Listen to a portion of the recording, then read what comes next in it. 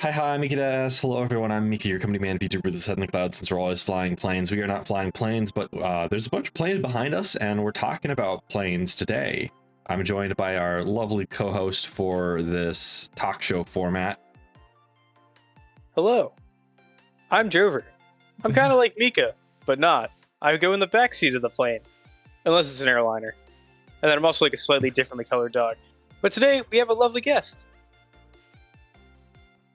And my name is Ace Windhover, your charming peregrine falcon bird boy and mercenary aviator. Glad to be here. I think we'll start off with... oh, no, wait, Mika. Yeah, this is your job. You go. I forgot. Yeah. So, Ace, before we get started with the news, do you want to tell us a bit about what you do?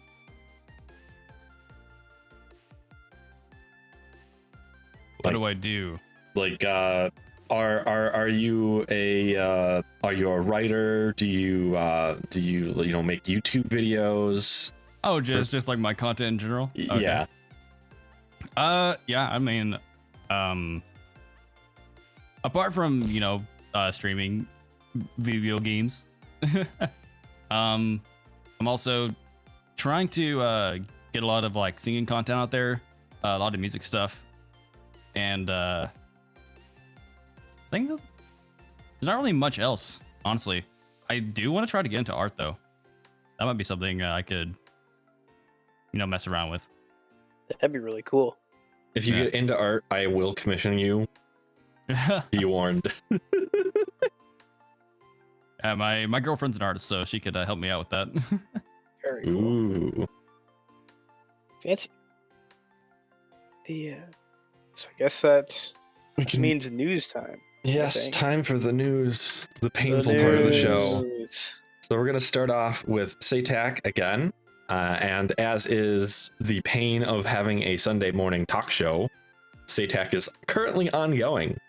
Over on Airshow's channel, there is Red Star and Friends versus ECM. It's been a pretty interesting match. I think they're reviewing the first round right now. So you have at least one more round to go. Hopefully two more. I'm really hoping we'll eventually get our first 2-1 match in SATAC, the first 3-rounder at some point. But one of the biggest, most notable ones that I caught from this past week was Sea Vipers versus the 25th I cannot speak today. Warehouse. It was definitely a heart-pounding fight. It ended the first round with a close-in dogfight and both teams expending most of their munitions. And there were some like fantastic scenes where pilots got multiple kills at close range. In the end, 25th Warehouse won rounds 1 and 2. But I really look forward to seeing anything more with the Sea Vipers. Yeah, I mean, if we don't see one in the group stage, we'll probably see at least one 3-round match or more in the group stage. In the tournament stage.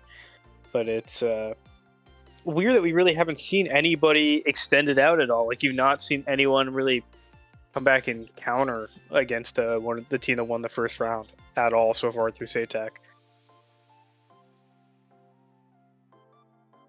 I don't really know much about the like DCS like competitive esports community, but I was listening in on Airshow's commentary earlier. I was surprised to hear that how low of a hit percentage or score percentage AMRAAMs have, despite being like probably the best missile in that game.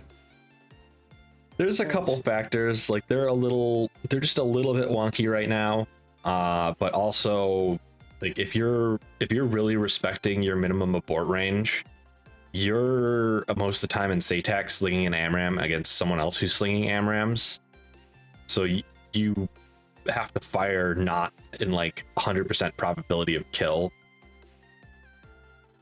because if you fire that close, you're gonna just die. Which is how I usually, sling my AMRAAMs. I'm like, I wait till like I'm halfway through the max range box.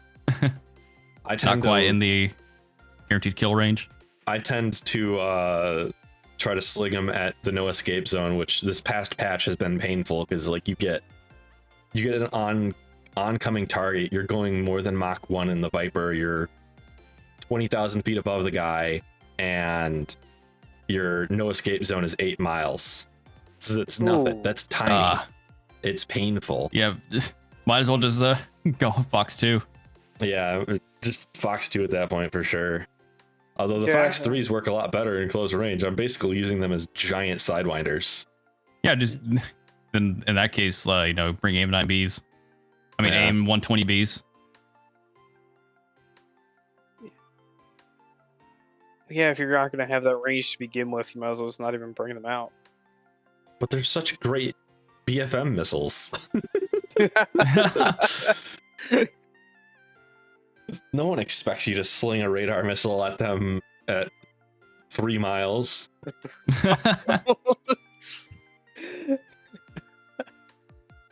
Hey, shit ass flare this. Yeah. So try that maybe on another Saturday. Yeah, I've Instead of taking sidewinders, take AMRAMs. in both sims, I've basically stopped bringing sidewinders because there's hardly any scenario in which I want a winder over an AMRAM.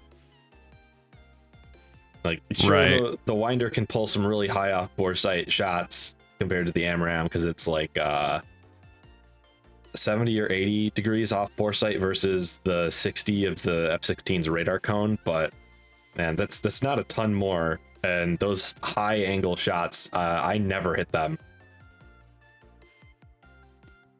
I'm wondering in that case, like if a 120B will just will be good enough with those bigger fins. I see Yeah, probably, the 'cause you're B's gonna and be able to C's work turn a lot pretty harder. well.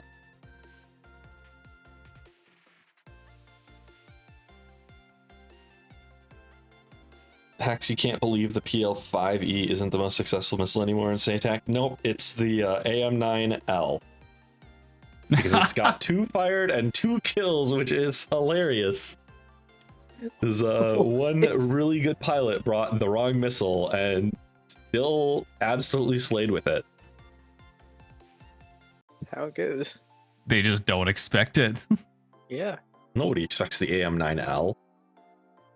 Nah, it's the combination of the plane, the weapon, the pilot.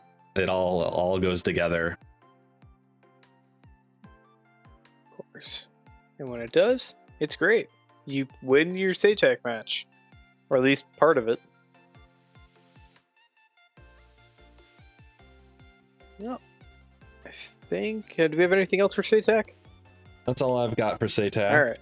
Okay. Next up is DCS. This past week decided to make a terrible, awful choice and was down for about 36 hours.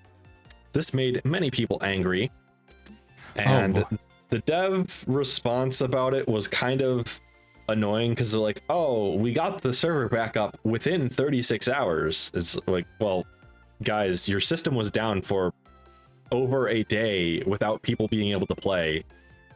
So with their servers being down, you were not able to connect to ED services that are required to authorize modules and allow for online play, even through third-party servers. So there is like a way you can play single player if you've logged in before, but that wasn't even working for me because there's some screwy way you have to do it. But Yeah, you have to like set up like an offline login, and even then it's kind of iffy if it's even going to work to begin with. And even for them, like they should have gotten it up faster considering it's 36 hours and nobody can buy anything from them in the middle of their sale. yeah, they did extend the Lunar New Year sale to make up for it, but regardless if it was ED's side or their server provider side, it's still kind of their problem. Mm-hmm. Yeah, servers like on a, fire. Bad. Like a backup for when that kind of stuff happens, maybe? I don't know. Yeah, backup, or if you're running a service that's this big, if you're buying server service from somebody, they should be 24-hour support. They should be able to bring it up really quick.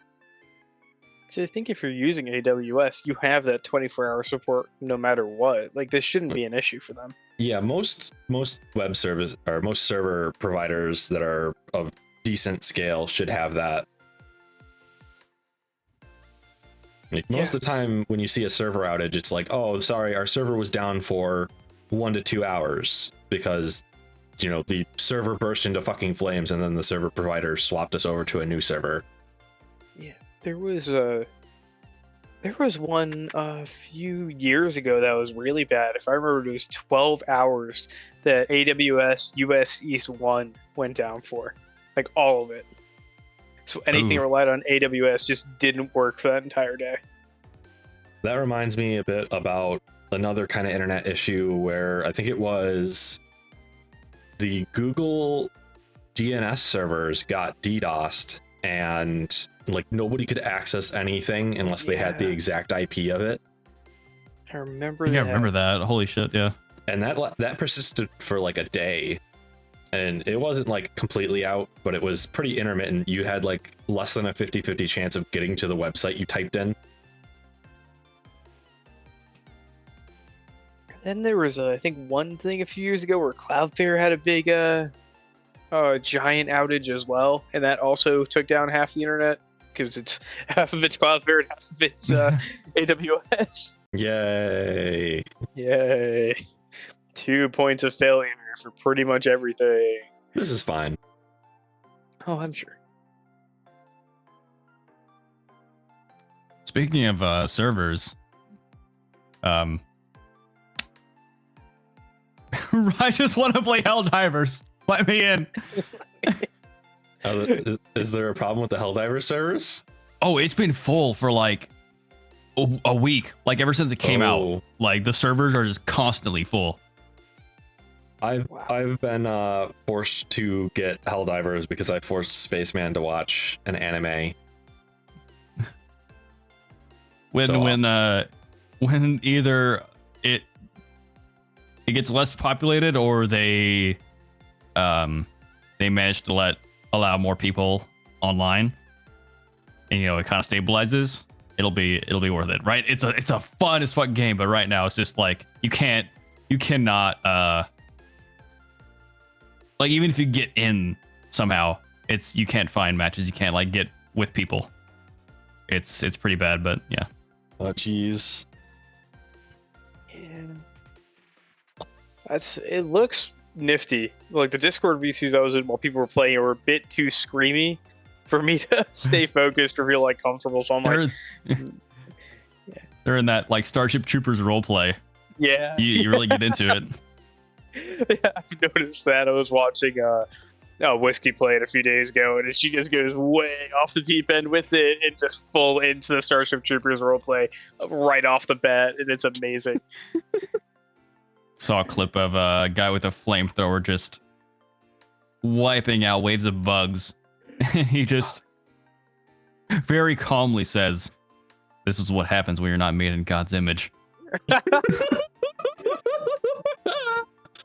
Oh boy. I saw this thing on Twitter recently where there's like somebody photoshopped one of the bugs from that game typing on a computer, so anyone defends like the bugs from either that or from Starship Troopers, they just post that reaction image to them accusing him of being a bug.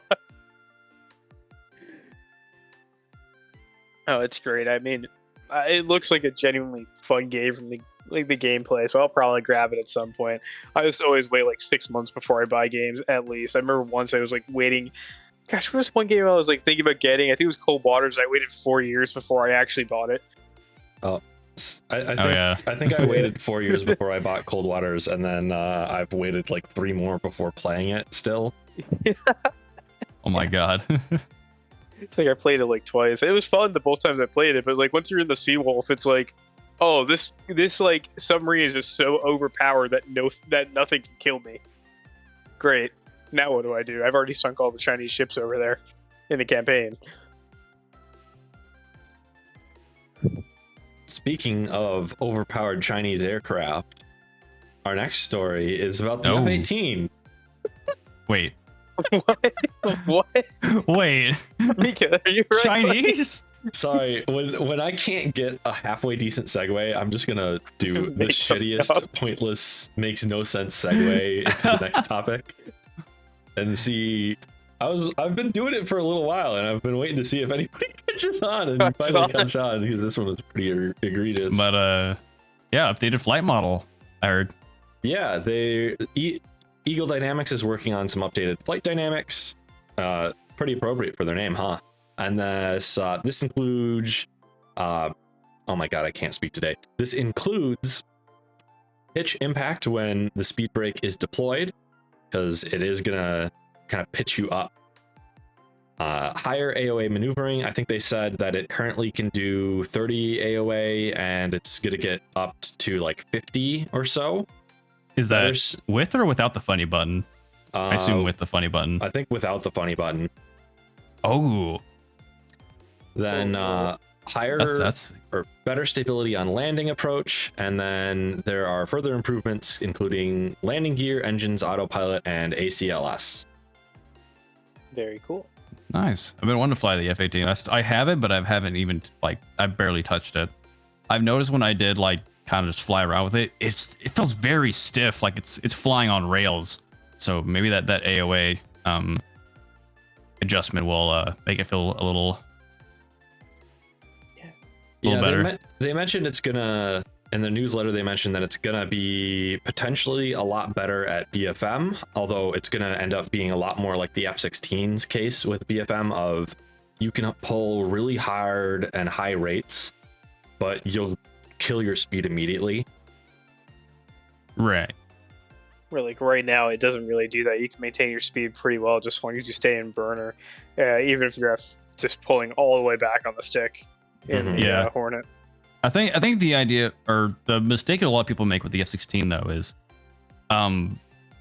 because of the fly-by-wire, they kind of just yank it like it's a not fly-by-wire, and with that, those really extreme fast adjustments, that's what bleeds your speed. If you're really smooth with it but you're still pulling all the way, you won't bleed your speed that much. Yeah, you really have to. You can pull pretty hard and quick, but that's best if you're above your turn speed. So at 450 in the F-16 is your optimal turn speed. But if you're going 500, you can yank the stick back really hard until you hit the 450 and then let go and stay at the 450 for your turn. If you're below it, you got to be really gentle, otherwise you're just going to kill your speed.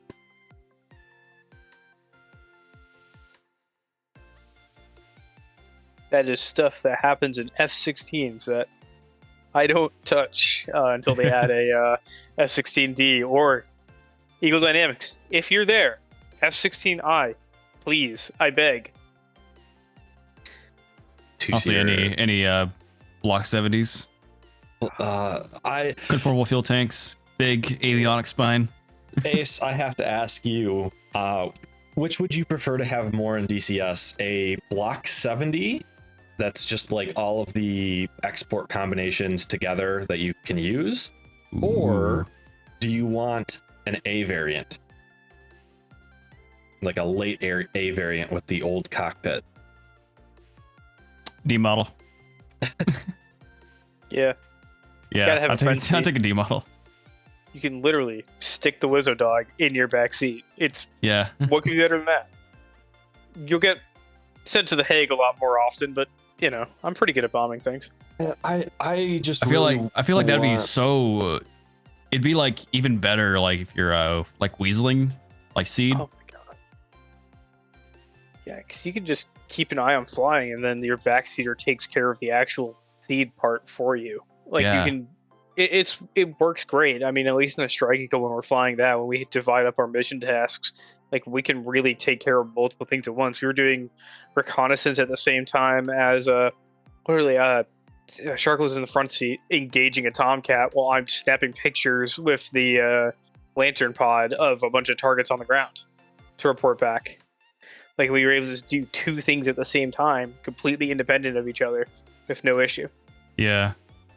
That's the best part of having being able to like the programmable screens where you can just bring up whatever you want on the screens. You decide what your CRM will be, and there's nothing forcing you like it is in the Tomcat or the Tornado or the F4, where you're just like stuck with only certain jobs. You can just choose to divide up who does what. The two-seaters are how you get the truly funky F-16 variants, like the anti-submarine warfare one. I'm sorry, what? Wait, what? There is a country that operates an F-16 in an anti-submarine warfare role. Cool. So it's got like torpedoes and sono buoys and shit like that, and it's what so the weird. Shit? I know the F2s, Mitsubishi F2s. I know they have anti-ship capability. I didn't know about any other F-16s, especially not anti-submarine. Oh yeah, anti-ship F-16s. capability is I think the Israelis have that standard. too. I think. Yeah, I believe it's on every F-16. It's just there's no evidence the U.S. Air Force has done it, which no evidence the U.S. Air Force has done it doesn't really mean that it isn't capable. The U.S. Air Force ones aren't capable. It's just, why would the U.S. Air Force put harpoons on an F-16 when they could put it on literally anything else? Well, they put them on B-52s because they can, I guess. Yeah, U.S. Air Force usually outsources to the Navy is one part of it, but like every country that has a good maritime coast and has a need for anti-shipping and owns an F-16 has put harpoons on it pretty much. So like South Korea, Taiwan, Japan with their F-2s, which are significantly different aircraft though. Yeah. I feel like that is like a good thing to have though, like adapt the F-16 to do all these sorts of things. I mean, it is like the most widely exported fighter jet, I believe, still, right? Yeah, pretty much. This is why like a Block 70 would be really fantastic, because there's just like every munition that has existed has been put on an F-16 effectively. So if you put at this point I shouldn't be surprised, honestly. Yeah, so if they put a Block 70 in DCS, it would just have all sorts of dumb stuff on it, and it'd be great. They'd have to I think they'd have to pick one to kind of like decide what munitions it should have. Yeah, because adding all of that. Ooh. And most of the munitions are already in the game. Besides, I think they're torpedoes. Now that would be fun. It would just be doing torpedo runs in an F-16. I think it'd be a blast. But there would be a Mitsubishi F2 would also be really cool to have. Oh yeah. Especially if that crazy AESA radar they have and all that. I wonder how it handles compared to the F-16 as well, with the enlarged wings and stuff. Interesting. From what I've heard, it's generally just overall superior to the F-16, because what Mitsubishi did is they got license permission to build an F-16, and they had the full technical support to bring it over, and then they said, we're gonna redesign it, and we're just gonna take the parts we don't like and we're gonna make it better. So odds are it is a fair bit better than a standard F-16. Right. And yeah, it's got air to surface cruise missiles too, in addition to harpoons and all kinds of crazy capability for air to ground weapons. And then you've got FLIR pod, Japanese domestic FLIR pods, and all kinds of cool stuff like that. And then JDAMs, and of course you can do the laser guided bombs as well. But it's a really genuinely cool airplane, and it has a two-seater. I believe the different wing shape, or overall just different shape of the F2 was derived from a F-16 variant called the Agile Falcon that was proposed. And that's kind of where that's where that project kind of went. It kind of went to the Mitsubishi F2 instead of any actual F-16s. And it seems to have like a greater like strike capability as well on the F2 compared to the regular F-16. I think it can carry either more stuff or heavier stuff, which is interesting as well. But it makes sense, bigger wings and all that. Yeah. I mean, the max takeoff weight for a GE engine Block 50 or later F-16 is like 48,000 pounds. It's so absurdly, like, you could, like, half of the max takeoff weight is just munitions at this point. Yeah, it's 48,000 pounds or so for the F2. Yeah, sounds about right.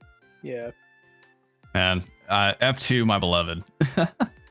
And the paint job is just so good. Oh yeah, the two-tone blue. Oh, I can't wait to get that. So good. Yeah. Just get an F2 paint job for the F-16. It's not the same. It's not the same. It's not the same. So I think we have. Well, that could tie us into our next story. Yeah, actually, cool blue paint jobs. Another airplane with that is operated by the Japanese Self-Defense Force is the Phantom. So Heat Blur this past week posted their Phantom Episode 1.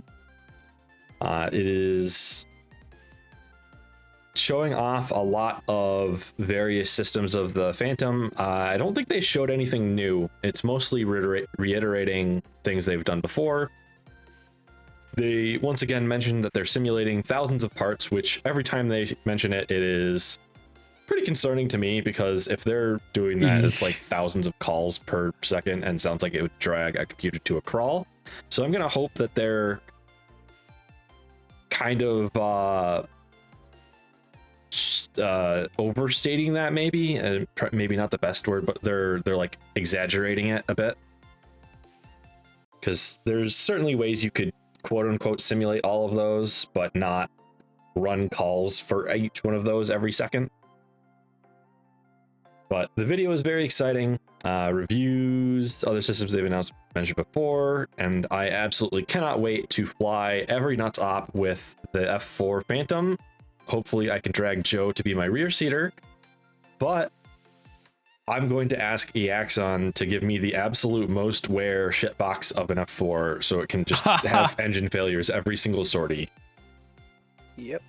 Honestly, the like wear system and random failures is the thing I'm most excited about. I kind of want to have the option of playing around where I take off and, oh, well, my left engine's a little sticky, and should I continue? Should I go back? The authentic F4 experience. Yeah. But yeah, that is something else that worried me, is how much shit is like being simulated.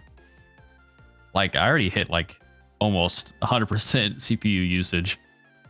Oh yeah, it's gonna be. So I've never ran a heat blur aircraft on my PC, but I'll see how it works.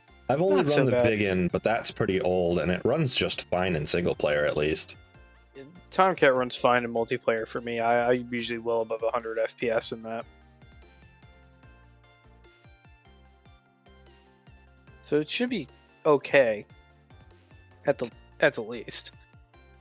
I have not experienced a heat blur launch in my time playing DCS. I've only recently been playing it, so I don't know how it's gonna end up, but I'm gonna just hope that it will end up great because I've already bought it.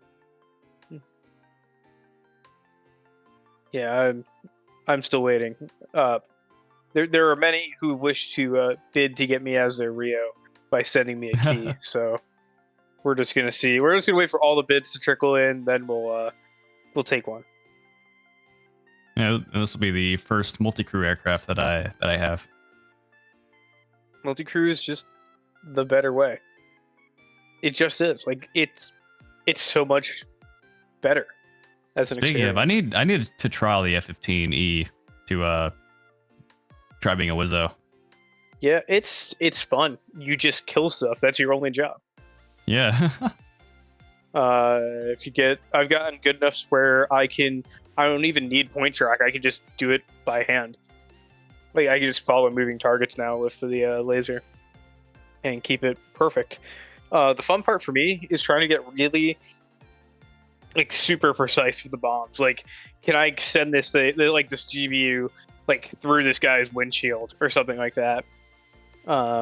That's really where the fun comes for me. If I'm bombing a boat, I try and kill the bridge of the boat and aim for that. Because that's where you would aim with the laser, or through the cabs of trucks, things like all kinds of that stuff. Or if I want to like try and hit the fuel tank on a fuel truck, it doesn't do anything in DCS, but it's a fun little game to play with it. I've just been informed the Strike Eagle has no trial yet. Exactly. Not hag enough for Razbam. Razbam! Razbam, please fucking put your modules on sale so I can buy the Harrier. I didn't realize Razbam did the Harrier. I thought that was ED. Or is it every day? I think it's Razbam because it's like never on sale. I like how that's the indicator for what's a Razbam module. And what's an ED module. Yeah.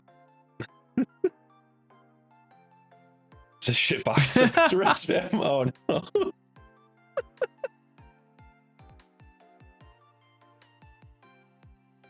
I mean, my F-15E is not a shitbox. there. It just breaks constantly if I engage area track or point track at any point in the backseat, forcing me to do everything by hand. Did they ever fix the F-15 autopilot randomly diving you into the ground? So Sarge and I don't have that issue. Tholazor and I don't have that issue, but somehow Sharklet has that issue when I'm in the backseat. I have no idea why. It's a nuts thing, I think. Yeah. I don't know. I've had it just in the training mission. I was cruising along, reading the manual for something with the autopilot set firmly at an altitude, barometric altitude, and everything. And then I pass over a mountain range, and it sees the mountain range. It goes, "I'm diving into this mountain." Oh, they did a German wings. Yeah.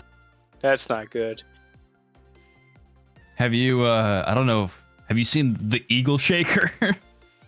Oh, Yeah, when you bend the wings. That's hold on, that's one of my favorite like nuts Hall of Fame gifts right there. Yeah, Sharklet, I don't think it's just the desync, unless they've patched out the bug that I had. I haven't followed the patch notes close enough, but yeah, I've had in single player the AP just dive me into the ground before.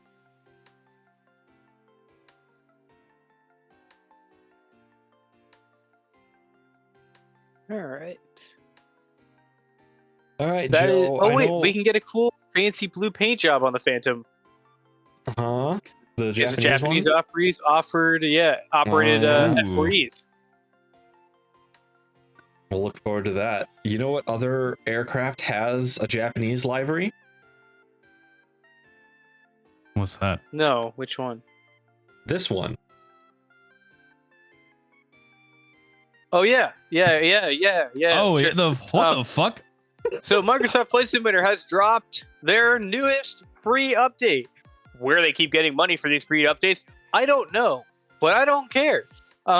They have dropped a Dune update, which includes the planet thing from Dune and the Ornithopter, which is like a helicopter, but it's not, and it goes really fast. You can fly it. It's free. Free 99. Not a penny. Have fun.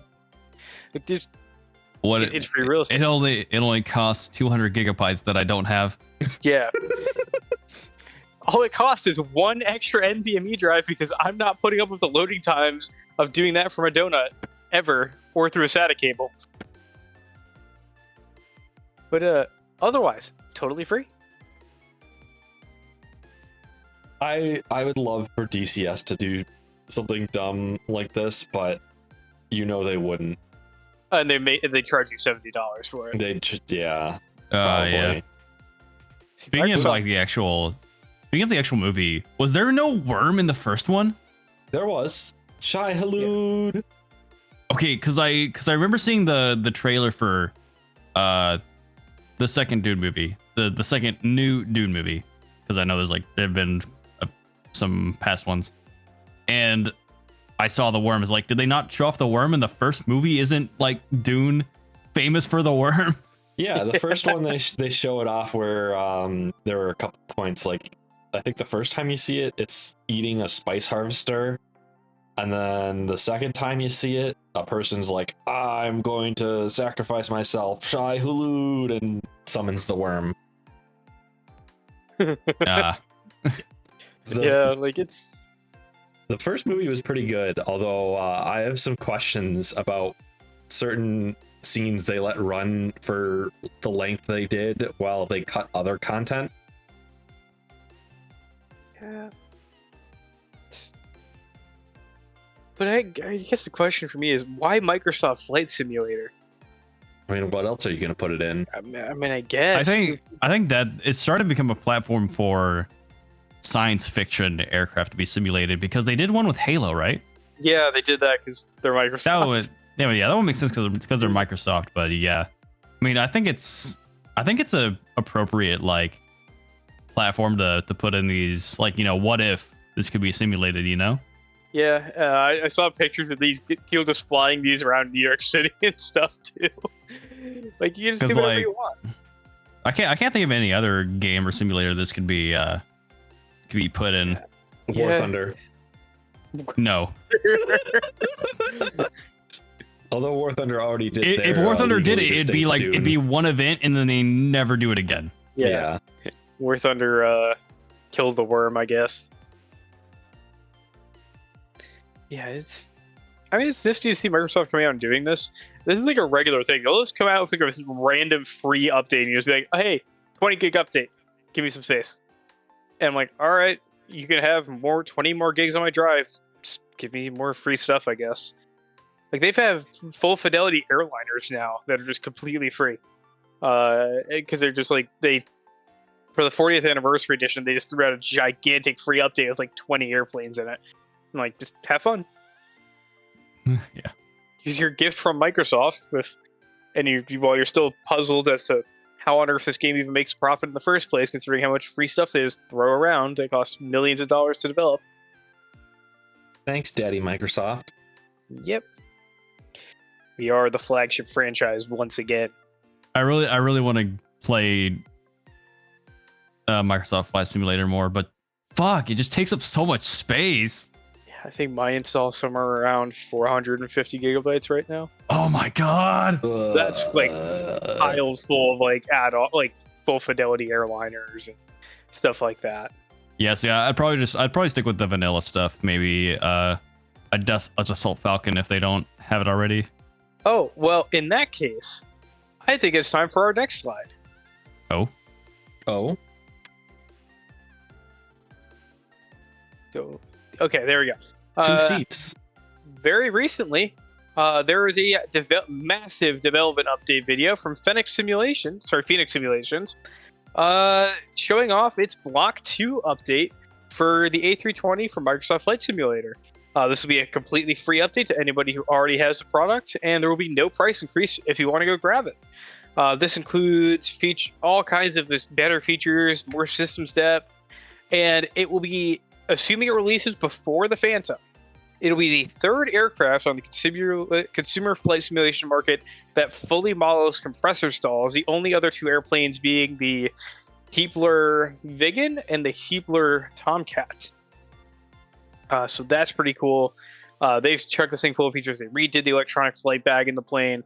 They've redone pretty much everything from the ground up for this release, and that is supposed to set them up to drop their A319 and A321 expansion pack later on, which I think is like $30 for two airplanes.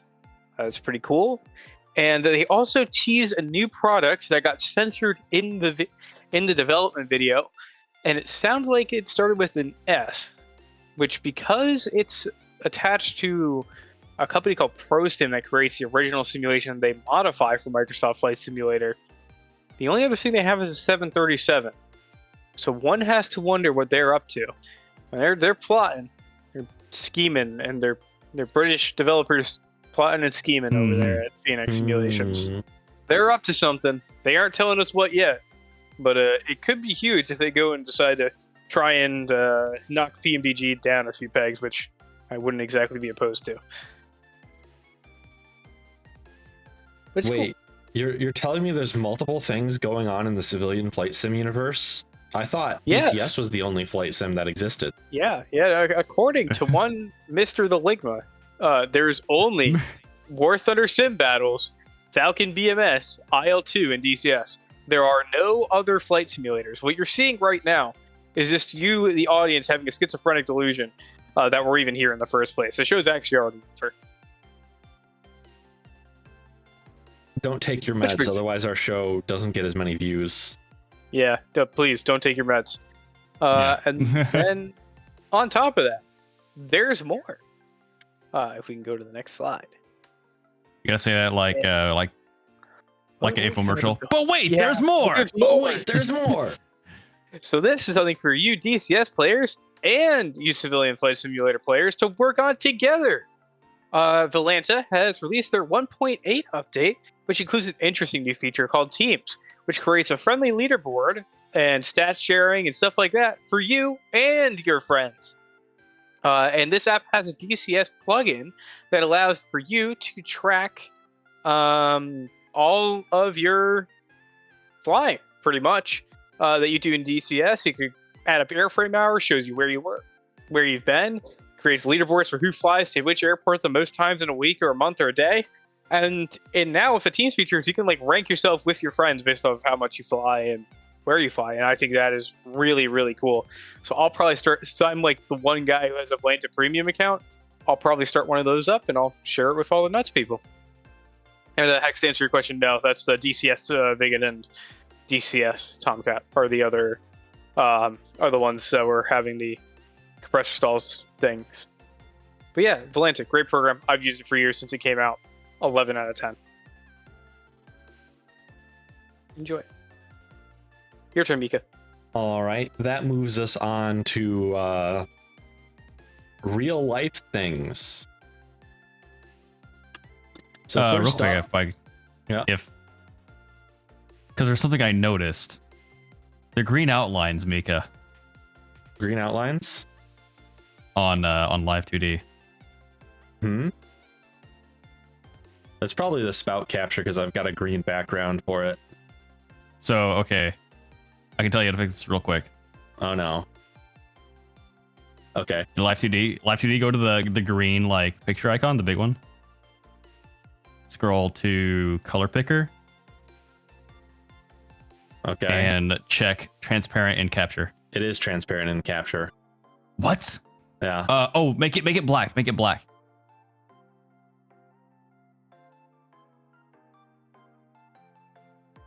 There. Yeah, let's go. You advance people with your moving models. Someday I'll join you. I had it green for a collab a while back, and I never swapped it back because someone had a chroma key out. All right. Onwards to the real flight, and I'm sorry that this image has all of 12 pixels to its name, but this is the best that the Air Force Research Laboratory can give me. The General Atomics has debuted their new drone, the XQ-67. They didn't tell us shit about it, so we don't really know much about it. It's supposed to be like an advanced sensor drone, so there's speculation that it's going to be forward of the front line of human pilots. So we'll see what happens. Honestly, until you said General Atomics, I thought this was the Kratos drone, the XQ-58. It is somewhat similar to that. Yeah, the intake is a lot further back.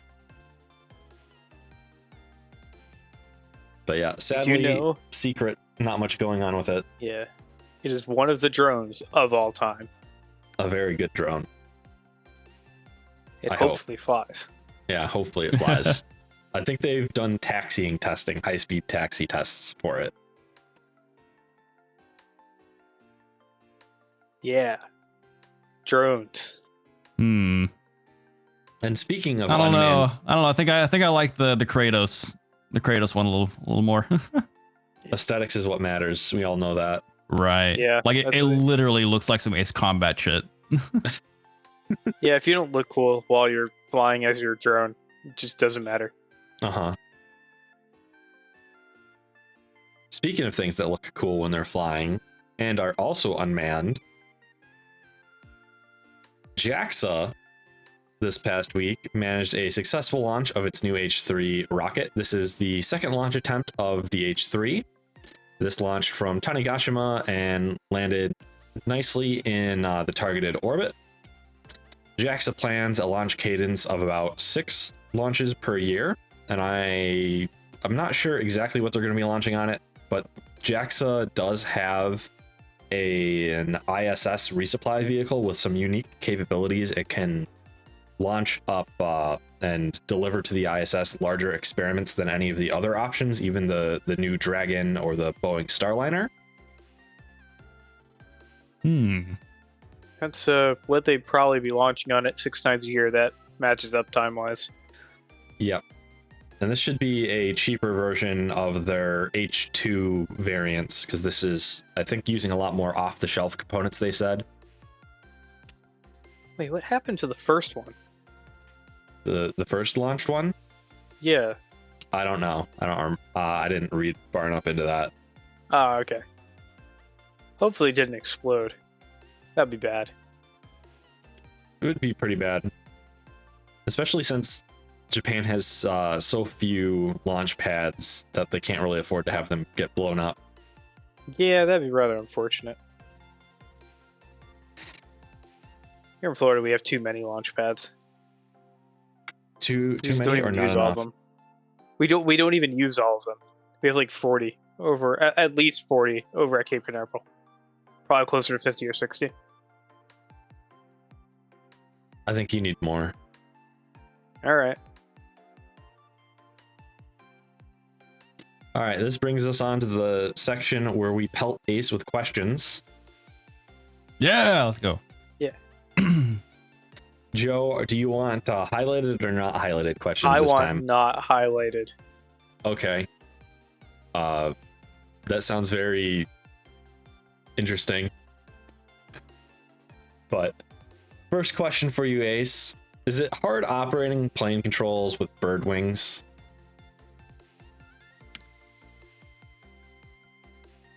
As a anthropomorphic, not anthropomorphic. I'm just a human with animal-like traits, and wings happens to be not one of those. I just have feathers on my behind my ears.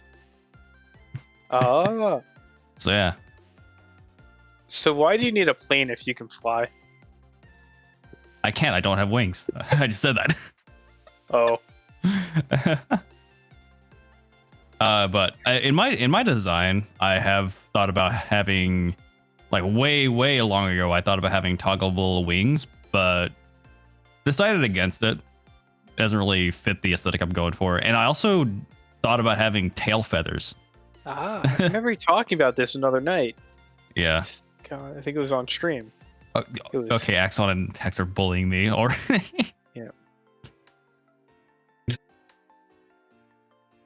Damn, calling you a penguin. That's really not nice.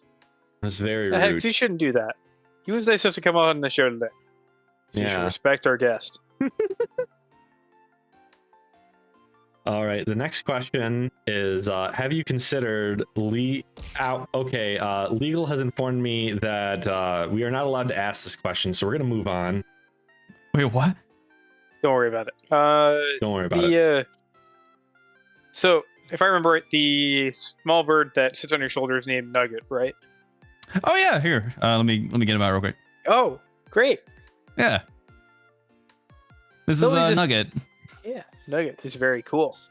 So what gets Nugget to sit on your shoulder for so long after using the bird upward D and just without moving at all? And just like just not leaving. Because like if I was a bird, I'd just like fly all over the place and not be very disciplined.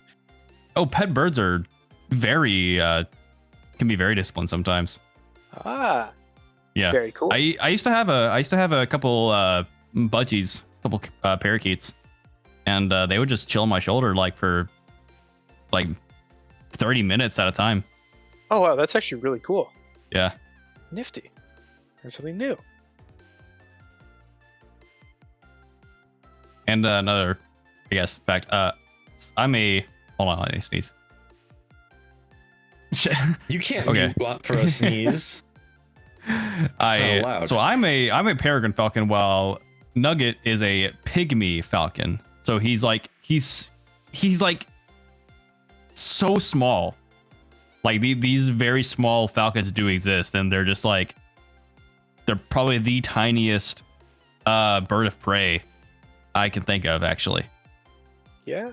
Remember seeing them once. They are pretty nifty.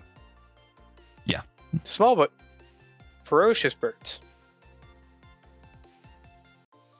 Right. All right. Guess. Since you are an ace, this is an important question and topical based off of news from this past week. How many unmanned suicide drones do you have to shoot down to become an ace?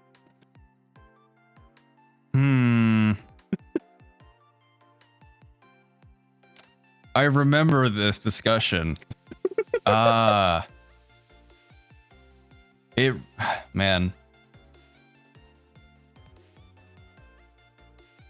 Are we talking about how? I guess it depends, like how big of a drone it is. How much does it behave like a fighter jet rather than a small, super maneuverable, like very fragile drone? I think the closer it is to a fighter jet, I think the more it counts as a kill towards an ace status. I think the line should be if it can fight back or not. If it can fight back or not, yeah. If I got 5 kills against, say, an XQ-58 that had missiles or some kind of ordnance on it, I would say yes, that could count as an ace in this age of like drone warfare. I would say that counts as an ace. But if I'm like 5 kills against a, let's say, a Reaper, like I kill 5 Reapers, I don't think that would count. Well, they would count bombers back in World War II, wouldn't they? So maybe it would. The bombers fought back. Well, that's yeah, true. the bombers fought back and they had escorts. So yeah, I think those were deserved. Yeah. And in World War II, they also had the discussion of whether or not shooting bombers down should count for an ace. Did they? Huh? Yeah, people. Some fighter pilots will be of the in their memoirs will be of the they'll note that, oh well, I got my 5 kills against actual enemy fighters, not bombers. And some will be like, well, I shot down Ju-87s, not Ju-88, so that counts more. Yeah, but even then, like the Pacific guys would just count anything they killed in their tally. It didn't matter to them whatsoever. Like those P-38 pilots were an absolute like menace over there. It's kind of like the subs towards the end of World War II. They sink like a fishing trawler, and they're like, "Yeah, we sunk a ship. Here we go." Yep. We just need China to send over like 4 more balloons for F-22s, and yeah, we need to have that same guy get all 4 of them. Yeah. Oh. Or just to make it so that he can just complete it all in a day, release all 4 balloons at the same time. Yeah, exactly. Yeah. Really test the AIM-9X there. Happy. Oh, wow. Wait, was it today? Was that today? That sounds about right. Yeah, February. Wow. That's been a year already? Wow. I had somebody resub for 4 months yesterday. And I was just like, sorry, the last stream I did. And I was just like shocked that I've been doing this for 4 months. It was like the time just completely disappeared. That brings up another good question. Ace, how long have you been doing this? This is my 3rd year, I believe. Oh, geez. Or, hold on, no, I'm my perception of time is so fucked. So I started in I believe November of 2022.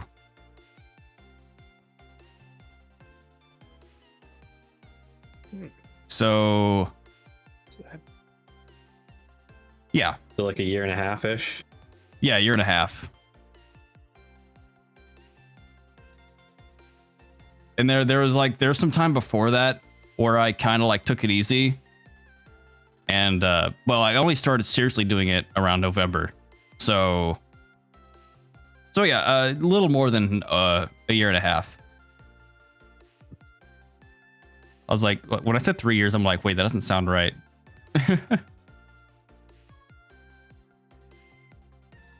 Yeah, I've been at it for quite a while. If I remember it, I first ran into you in Ariana Foxton's Discord. Like, I want to say maybe like September or October. Like it was a while ago. I remember, yeah. Yeah. I think it was like specifically I got made fun of a bit for watching cars go in circles. Is what it was when I was explaining my past experiences in the racing industry. Oh yeah. I think that's what it was. But it's been fun. I'm glad I got to meet you, and now we get to finally have you on Full on Mocha. Awesome. Very cool. Which I think brings us to our next question. How do you deal with F-18 pilots being stuck up about the F-16? Ooh. You know, there's a lot of things they're right about. You know, it can carry a lot more. It can stay in the air a lot longer. But what's better with the F-16, you know, the F-18 can't do. I just kind of, it's a personal preference thing. I let them speak their mind. I'm just gonna be faster than them. Fair.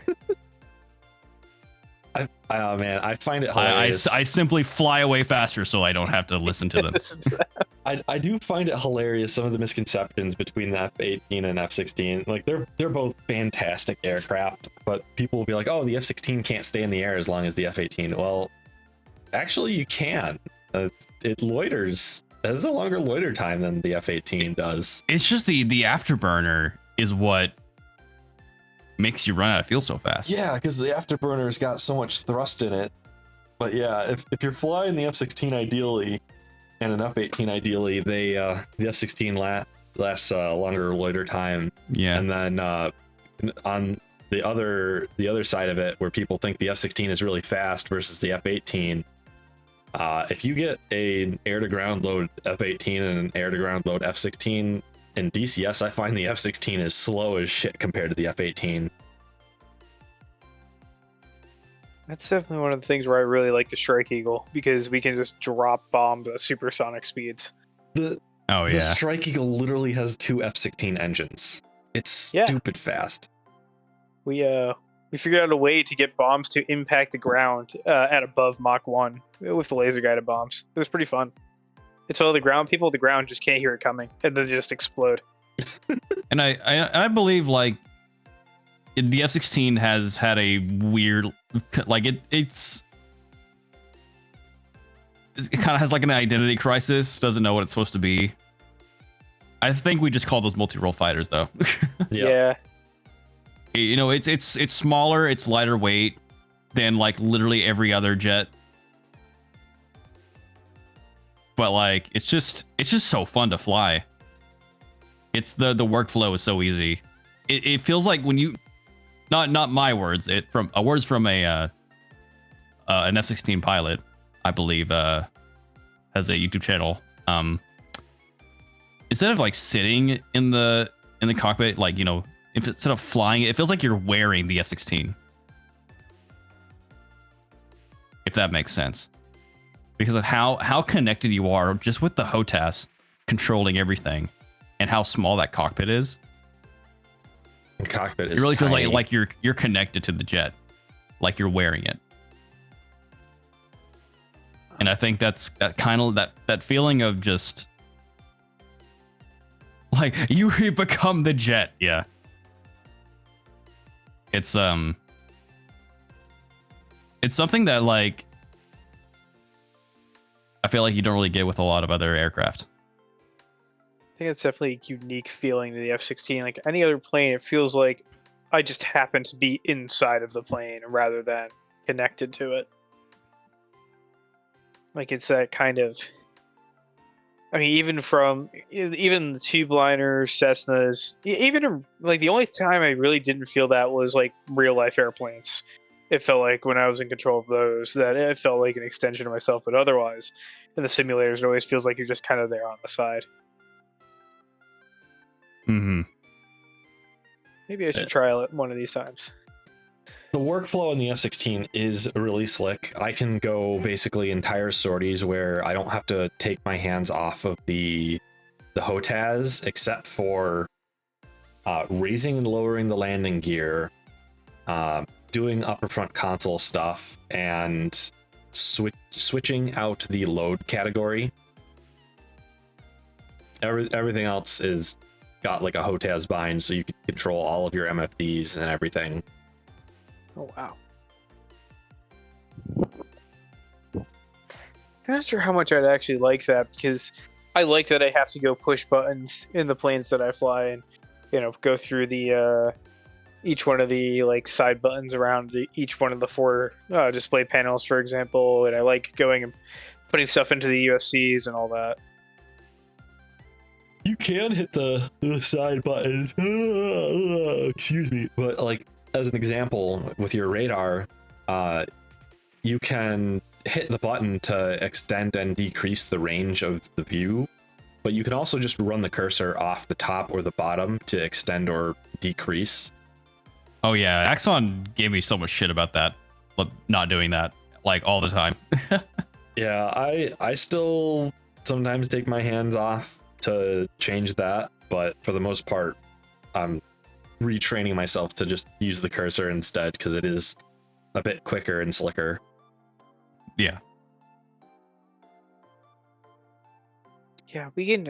I think I can do that in either the ground or air radar in the Strike Eagle, but I don't really touch the radar that often from the backseat, like at all to begin with. Normally, that's a job I give to the front seat, is radar management.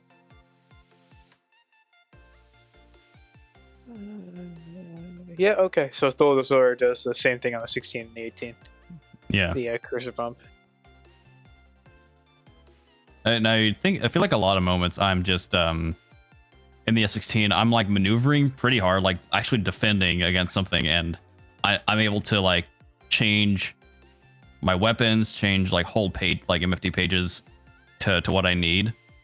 So I'm not taking my hands off anything, and that really helps. Like while I'm maneuvering, trying to get to what I need to get to help assess whatever threat I'm defending against, or otherwise, yeah. And the master modes are so slick. Oh yeah. Just a flick of a switch and change your radar mode, change your weapons, change your it just changes entirely how you're gonna fight.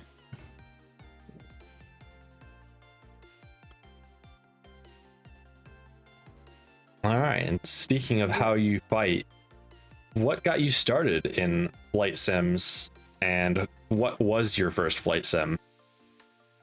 What was my first flight sim? Well, for answer the first question, I got into flight sims I got into DCS combat flight sims because so I am a F-16 avionics technician, so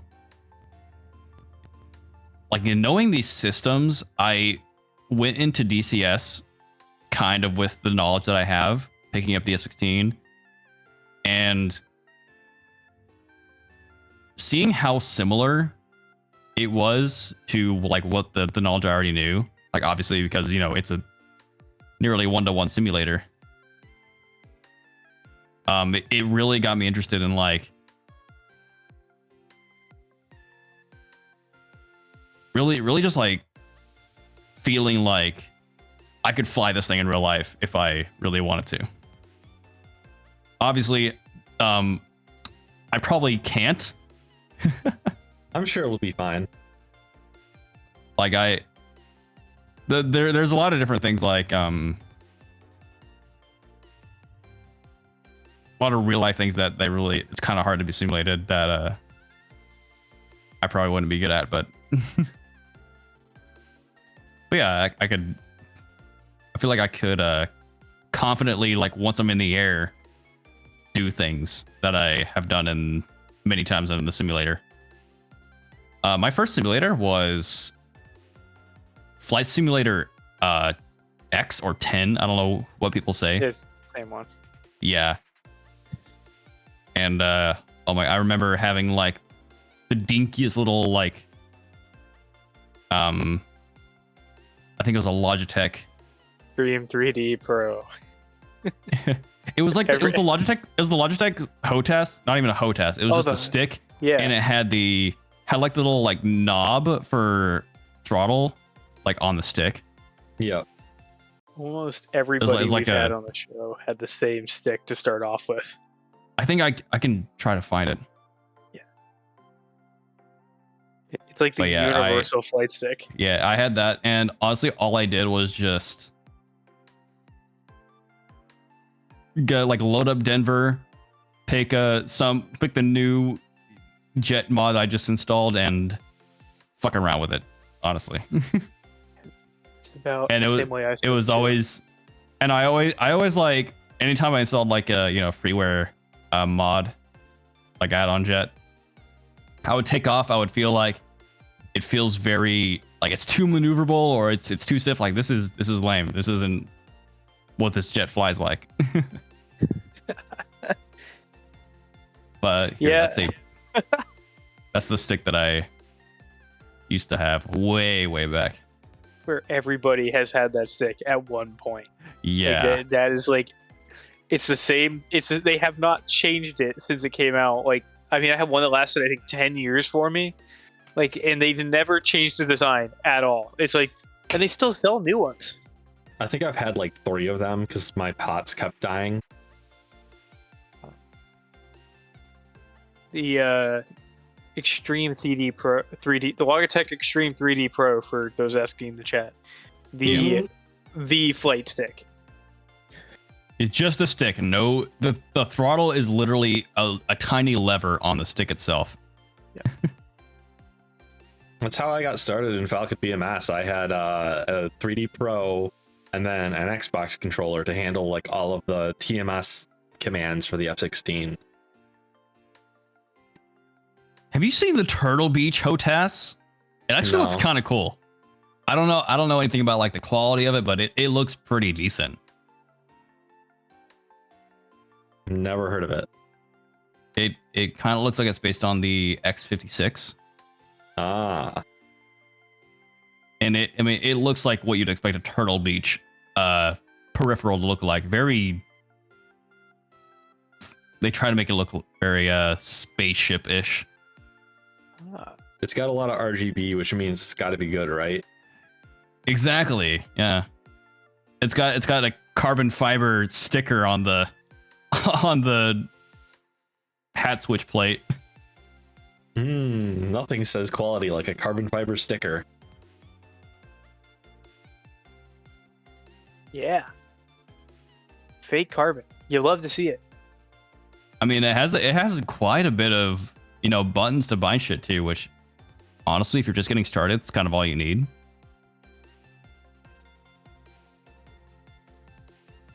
Yeah. But how long it lasts, I have no clue.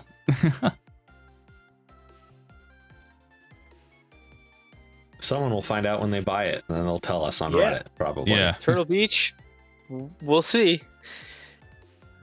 Maybe it'll last for a time. It's interesting they have like the little turnable knobs on the throttle side of that. Yeah, the turnable knobs are really nice. I've got some on my Orion I use for like the course and heading knobs.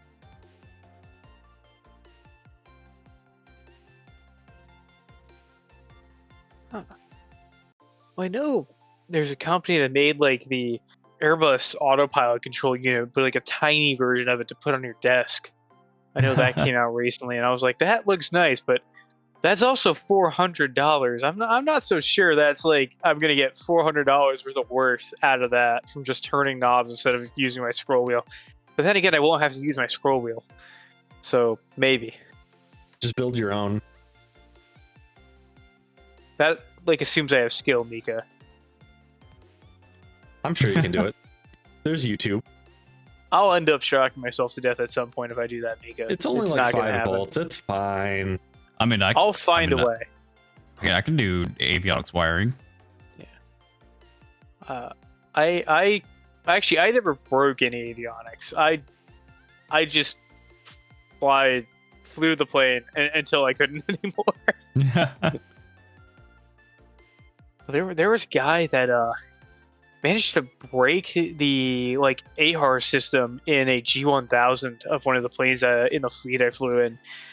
Because for whatever reason, he just got really mad at the G1000, just straight up just punched it in the middle of the flight. And I'm like, Jesus.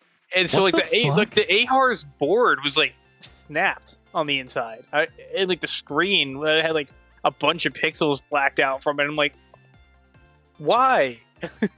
It even says don't touch the screens, and so people don't get like fingerprints on them. This just is like, yeah, you know what? I'm taking out all the anger from my marriage or whatever, or his job that's pissing him off on the G1000. Like, Oh boy. people are weird. And that same school, they just bought a brand new Piper, straight from the factory.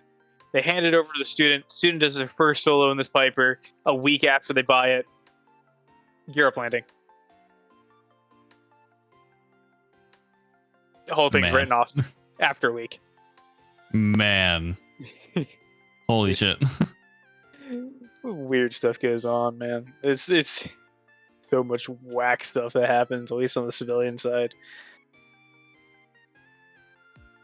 For like, there's just new inventive ways of breaking airplanes, I think. I think that brings us on to the next one. What led you to become a content creator? Why'd you do it? Oh boy. I never thought about being a content creator like non-VTuber wise. But there was a moment where I think it was the 2022. Yeah, it's the 2022 Hololive, like the big Hololive concert they have at the beginning of the year, sort of. That was like the first one I saw like fully, the one I actually like bought tickets for and watched live, and that like that like sparked something, and it made me want to be a VTuber. And then later that year, I spent the whole year like planning a design, all this.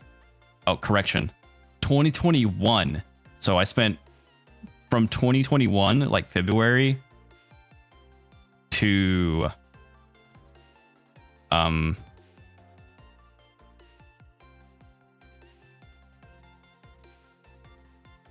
for like over a year, just planning a design. And the Falcon was not the first one, actually. I went through about 3 different like character concepts, trying to find something that was like really me. The first few definitely weren't. So I went with something that felt like an extension of me, like something I could be personality wise. And with that, I wanted to kind of go towards that, like that feeling of like stardom that I saw when watching the Hololive concert. And now that's kind of not really my goal anymore, but it was something that got me started, you know. And but from that though, I did start like teaching myself how to sing, which before I was totally bad. Like I had no confidence in my voice at all. But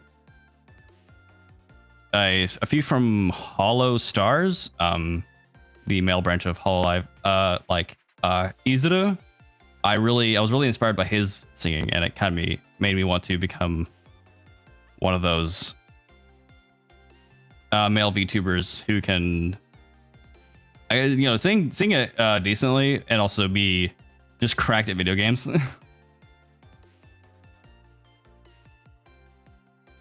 That definitely helps. Yeah. And I wanted to try something that I thought was not done before, DCS VTuber. Oh, well, that's interesting. And then I'm like, oh wait, there's actually quite a few of you. but I feel like really supported by this niche that I've come into to try to push, It is really hilarious. Every few months I'll see someone say, "Oh, DCS VTubers is a niche that there's no one in. We need more of them." And I'll just respond to them and just like, "Here's this massive list of DCS VTubers, and I'm still missing some of them. We exist. Please watch us for the love of God." Yeah. That's the thing. Like, we're not huge, so like, oh, there's no DCS VTubers exist because they don't, there's no DCS VTuber with like 2,000 viewers at one time, Mm-hmm. I don't think there are 2,000 people that play DCS. I guarantee you, like, could you imagine if some big VTuber like tried out DCS? How many people would just be suddenly interested in it, Yeah, it'd be nice if we had a bigger market. Yeah, but I don't think there are ever 2,000 people watching DCS. I can look that up. I think, yeah, it's always like around 200, which I believe I feel like the number goes up significantly when we do Nuts Ops, because there's maybe 5 of us streaming. And there's a couple of us that kind of boost those up into the hundreds.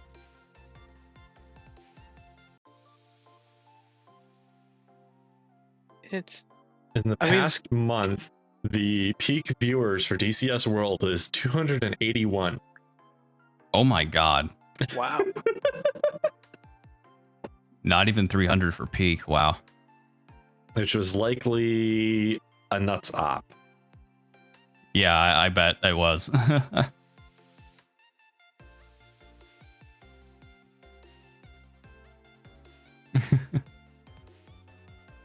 But yeah, I want to push those numbers up.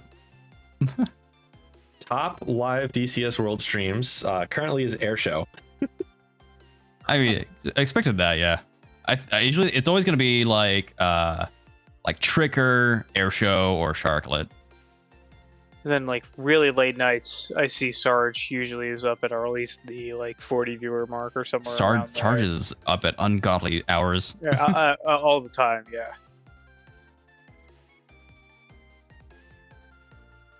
I have to look up another stat real quick before I ask the next question. Speaking of Sarge, always on Flashpoint Levant. I trialed Syria to try out Flashpoint Levant, and then immediately, like the next 2 weeks, I became so busy I couldn't like get on DCS. Get on DCS.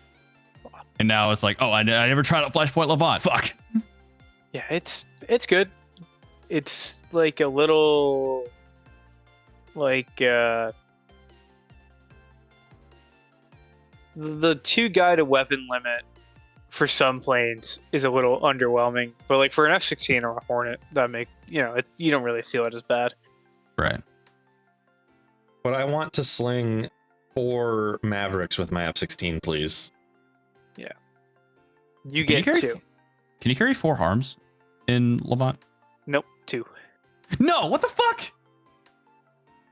That's lame. Okay. I mean, Yeah, it's to try and The- force you to team up with other pilots to do a mission together. Oh man. the 4 harms on the F-16 though is such, like, of all the unrealistic things to add to the F-16, that is a weird one to pick. Because like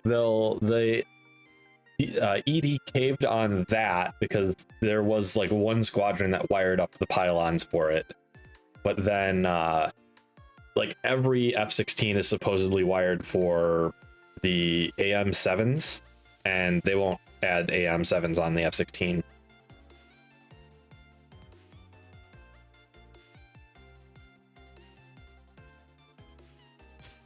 Ugh. But I'm gonna ego stroke myself here for a second. I have the top viewed clip for Falcon BMS. Only 200 views. Does anyone else even stream Falcon BMS? There's like 3 people who stream it. If I don't stream it regularly, we get entire weeks without any streams on the Falcon BMS. Like you're like the sole Falcon BMS guy. Yeah, you are Falcon BMS on Twitch, at least. I mean, you have a brand. That's cool. It's my niche. I'm sticking to it. Man, Yeah. when I started, I was just hopping around between games no one else ever streamed. So it was like Supreme Commander, Deserts of Karak, Falcon BMS. Hey guys, I'm the top person in my category of only one stream. Imagine if that's a stat you could abuse, like top streamer in like so many categories, but no one else streams in those categories. Yeah, there's so many categories you could pop into because like there's ones for most visual novels, so you could just pop into those for a bit.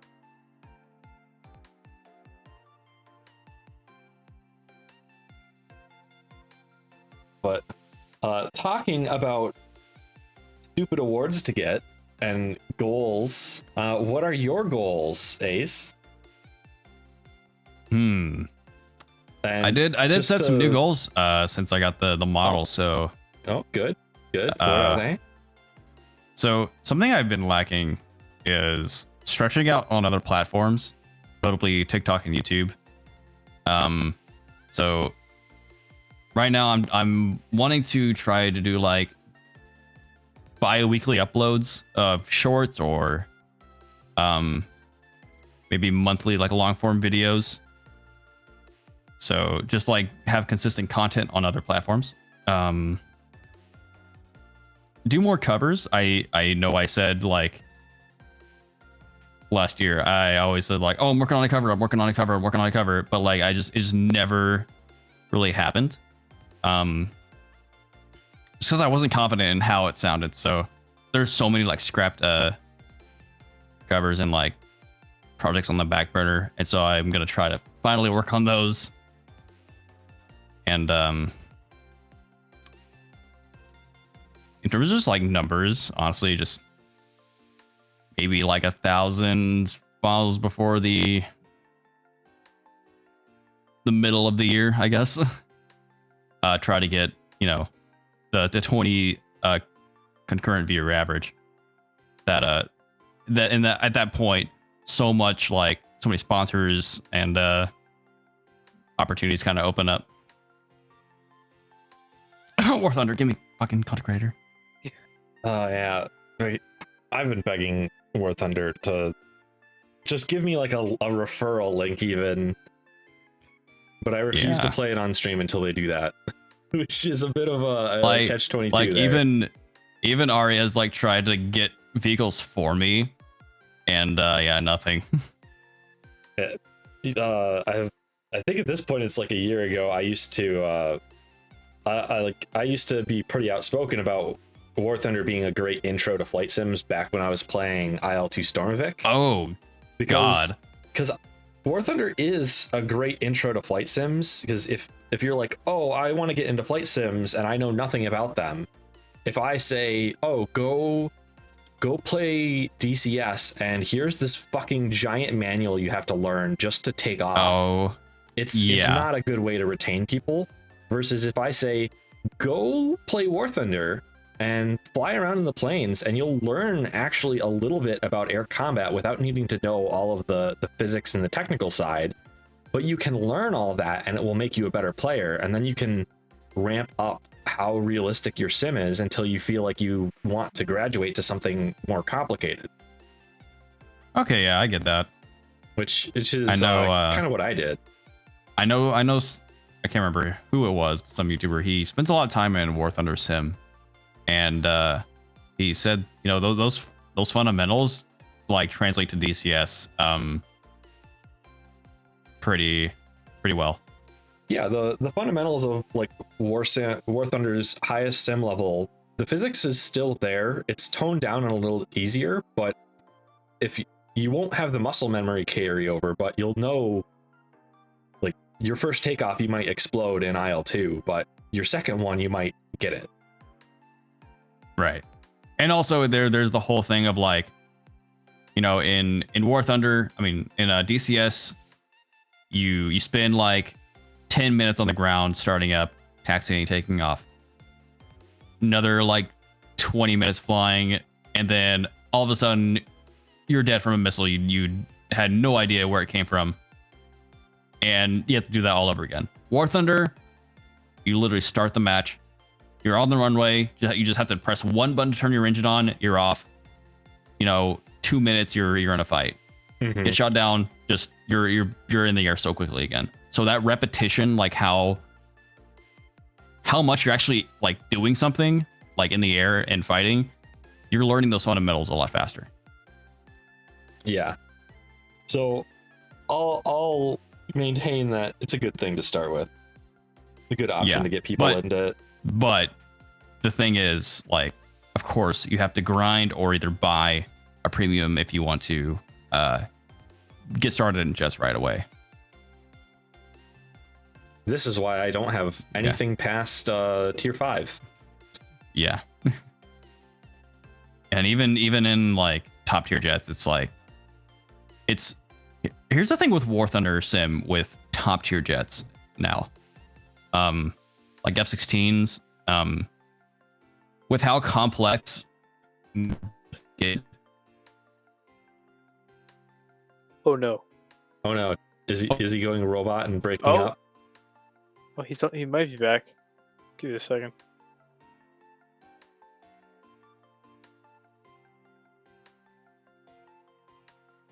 Oh, he disappeared from V2 Studio. Oh no. No. Oh no. All right. He's back. Oh, wait. You're getting a great There view. A great view of his pants. Oh, I am going to send a very big package to my ISP later. In Minecraft. In Minecraft. No, we don't say in Minecraft on this show. We make actionable threats. I should would know like to that, keep Mika. my Twitch channel here. We've only threatened the mailman like 8 times. Do you have any idea how much hush money I have to spend every time you do that?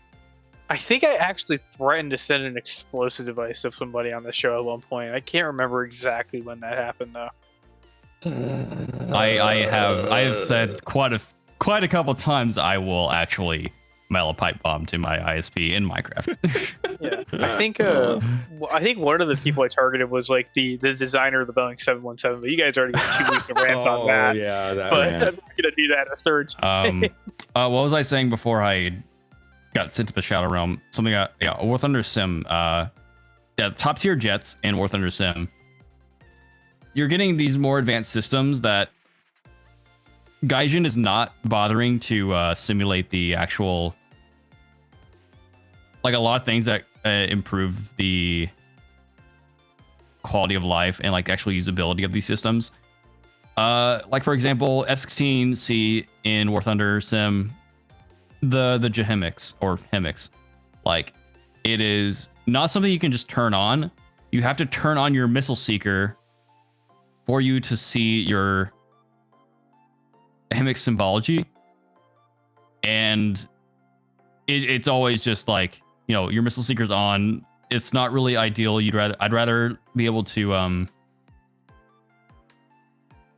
use that to look, off my bore at target and get my E's on him before actually getting my nose on him, right?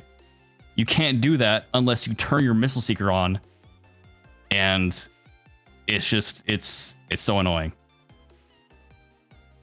You can't use it to you can't use your Hemix to like see where a target is off your bore sight when your radar locked onto him.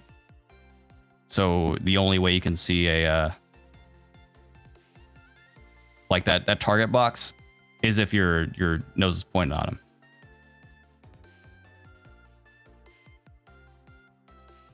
I don't fly So jets in War examples like Thunder, that. so I have no clue what you're talking about here. It's just imagine like you're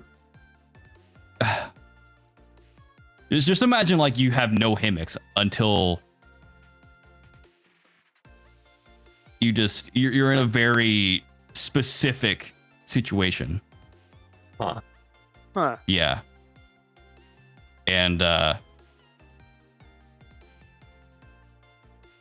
what else?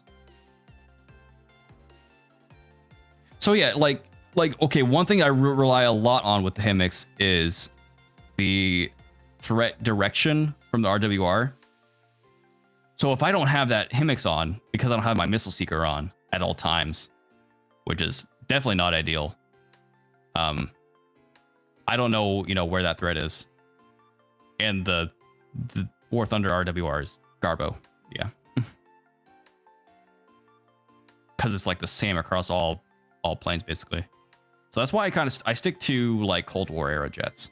Wait, so you're saying that the MiG-21 has a superior RWR to what it has in real life in War Thunder? Probably.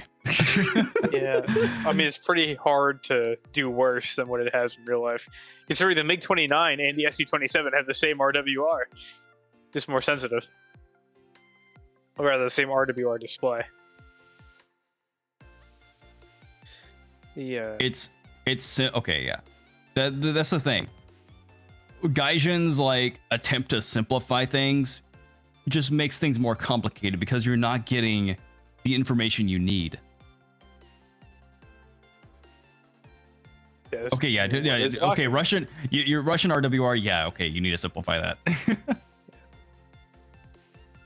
I always found, given I'm a pre-jet geezer who left before they even added the FA-6 into the game, but I always found the World War II planes to be the fun part of that game. Oh yeah, Just same.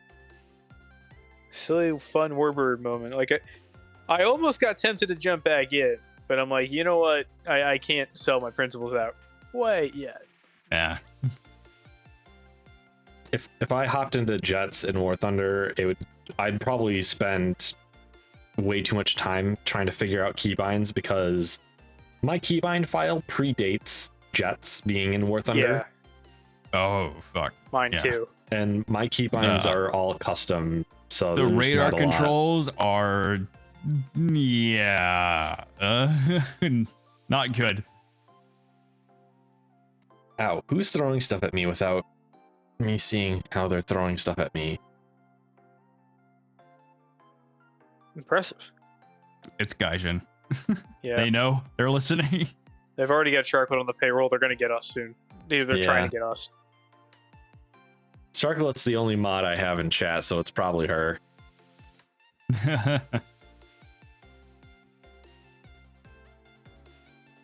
only two suspects I could think of would be either her or Airshow throwing stuff at you.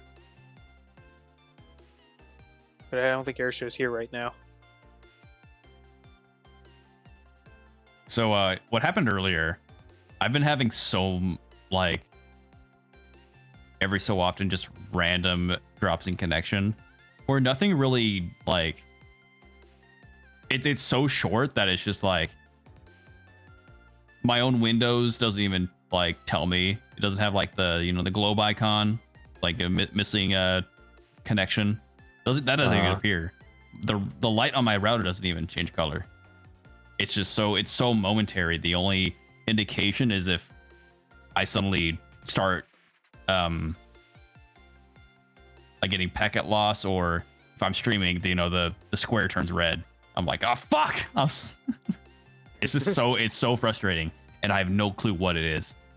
My dad had that sounds a bit similar to an issue my dad had when I was way younger, which was there's like a packet storm loss. If you sent too many packets at once, their DNS or whatever was on the ISP end that was handling the packets would just shit the bed and dump all the packets. And the problem is that it's entirely on the ISP side, and you have to tell them what the problem is, and you have to convince them that the problem is there, because they don't even see it, and their support is not going to be smart enough to notice. I've tried to like explain it. They just want me to upgrade my fucking package, which I did like less than a year ago. So yeah, ISPs suck, man. Yeah, they don't. Their troubleshooting isn't troubleshooting. It's just marketing disguised as troubleshooting. Yeah.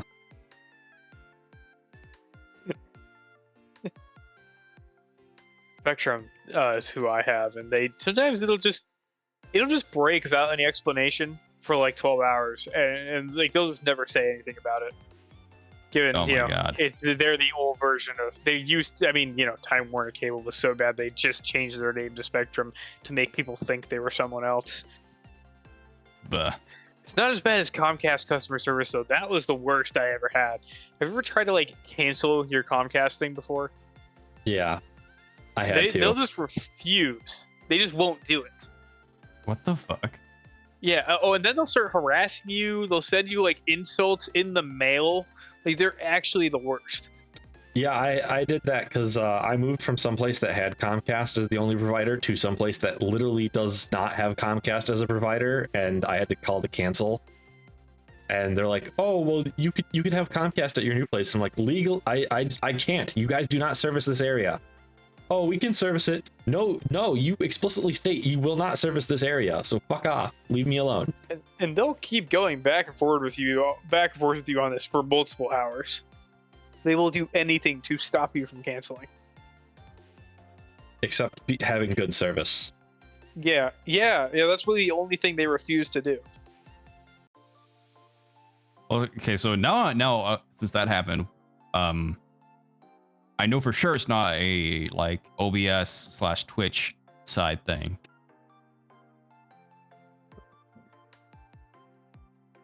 Since I'm not streaming right now, so I blame Discord. Yeah. That's a good scapegoat. Yeah, that's a good scapegoat. Yeah, it's all Discord's fault. Always. Speaking of just all Discord's fault. You know what? I would have fucking AT&T fiber if my landlord wasn't a dickhead and like didn't allow installation into this house when the rest of the neighborhood got it. Ugh. Yeah. Oh, my landlord's really cool. I rent from two Guatemalan immigrants who just like throw the little tiny house we live in way below market rent, and then just let me kind of do whatever I want, as long as I just like tell them first. So I can just go plant stuff outside. I can just do whatever or fix whatever I need to fix without calling them. They're like, "Yeah, just if you're running into trouble, then call us." And they're great. And they make it nice and easy. Spectrum is just mind-boggling sometimes for how they feel. I know my parents have gig fiber on AT&T and they like it a lot. It's the price is good for it, for the speed too.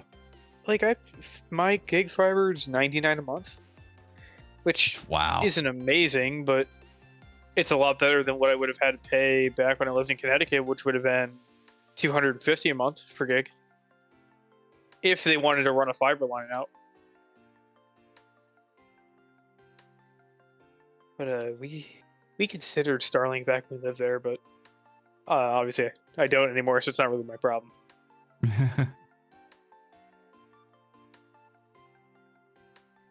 So I think that brings us to our next question. I think we know the answer to this one, but what is your favorite airplane? Oh, I actually have a few. But I mean, obviously, the F-16, right? Based. The F-16 in all its variants, including the F-2. and I guess it's becoming a more popular opinion now. But I like the conformal fuel tanks. I like the way they look. I like the the configuration the configurations that are possible with that. So, but two other ones that I still mention quite a lot. The Rafale and the Su-30. They do look very cool. Yeah. I'm sorry, but you can only have one favorite plane per era. Okay. It's number two Rafale, number 3 Su-30. Okay, there you go. Damn, I don't even put rules on it, man. We only have one question that has a rule. But they're like so close. They're like it's a very very close. Like it's a very very close third. But that one, like, I work on the F-16. I'm a Falcon, F-16 Falcon. That's where I got my namesake from the jet. So yeah, number 1 Falcon. If you're such a Falcon fan, when are you gonna play Falcon BMS with me? Would you look at the time? It's literally free. Well, it's $6. Oh, it's $6. I'm sorry. I thought it used to be free. I'm totally down to try it. I just it's hard for me to get on board things. I don't know sometimes, but pester me enough about it. I might do it. I will cry if you don't. $8? $6. $6? Yeah, $6. It takes up a grand total of it's so little space. I've got 3 installs of it right now. Currently with it's like 30 gigs because I've got a couple other theaters installed. That's it? Just 30 gigs? Yeah. And that's not even the base game, like, right? Obviously, I think there's like the whole like mod pack or whatever that makes it BMS, the basis Falcon 4, Falcon 4.0. Falcon 4.0. That's I don't know where that install is. That's just the install size of BMS. Okay. Because the quirky way it works is BMS is technically a mod, but it's actually just an entire rewrite of Falcon 4.0. And so the understanding they have with the previous right owners is that to run BMS, you have to have 4.0 installed. It doesn't even have to be in the same drive. Okay. It just has to be somewhere. Yeah. It's kind of how... It was kind of how, like, like the Black Ops, or like the old Call of Duty, like, client mods. It's kind of like that. Yeah, it's also a little similar to Tale of Two Wastelands, but it's also different because Tale of Two Wastelands, the mod that shoves Fallout 3 into Fallout 4, not Fallout 4, Fallout 3 into Fallout New Vegas, that one actually relies on the files being there because it copies them over.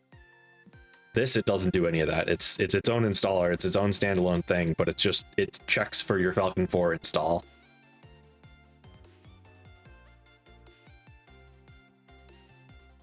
But like that's such a weird mod that causes so many problems for like just switch games.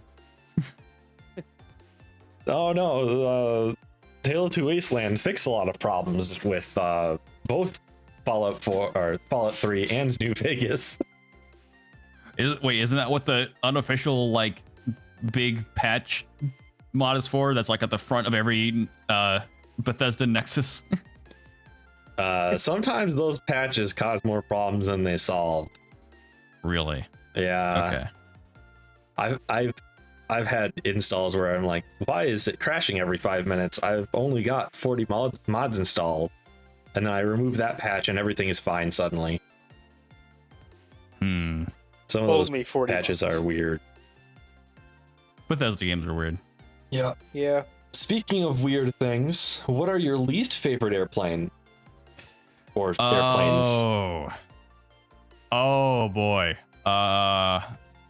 It can be something that you think is objectively bad. It can be something that you just irrationally hate, even though it's a good airplane. Or you just think it's ugly. Yep. Floggers and frogfoots. Fair.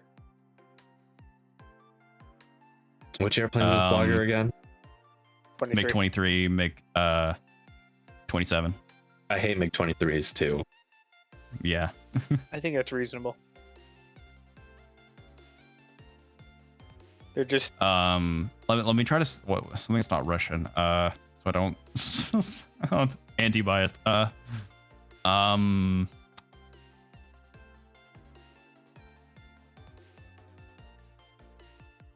Shit, was there? I don't think there's a single like. I can't think of a Western aircraft I hate. Just go to my default. The Eurofighter. I love the Eurofighter though. Sure, it looks the intake looks like a fucking air conditioner, but it's really cool. Now that you mentioned it, now I see the air conditioner thing. Like, it really does look like one.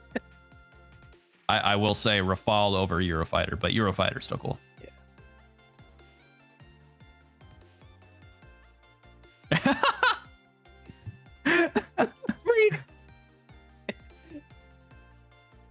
I think you got some flack for that one. Yeah, I'm catching some a flack for little that. I have very little love for French designs. But the Eurofighter isn't French. I don't care. It's made by Europe. It's German and British I don't care. It's European. and Italian. What, do you hate pasta too? No. I could say like least favorite about so many like Cold War era jets that didn't see very much service, but like I feel like it's kind of cheating because they're all so ugly. Yeah. I mean, F-106, my beloved, though. Such a pretty one. Big 106, deltas. that's the that's the Delta Dart. oh yeah, Yeah. oh yeah, the Or was intakes it on that Dagger? are interesting. Yeah, the that's Dart. the first Mach 2 interceptor ever. The nuclear tipped nuclear air-to-air missile. Oh yeah, the genie. The genies, yeah. Was one of the first aircraft to ever get a Vulcan cannon too. Genuinely a really cool airplane, and Gadget just completely skipped over it. It's not important at all. Come on. Despite the fact that it actually did serve in Vietnam because they found it could out dogfight MiG-21s by just making the plane a Dorito. But yeah, no.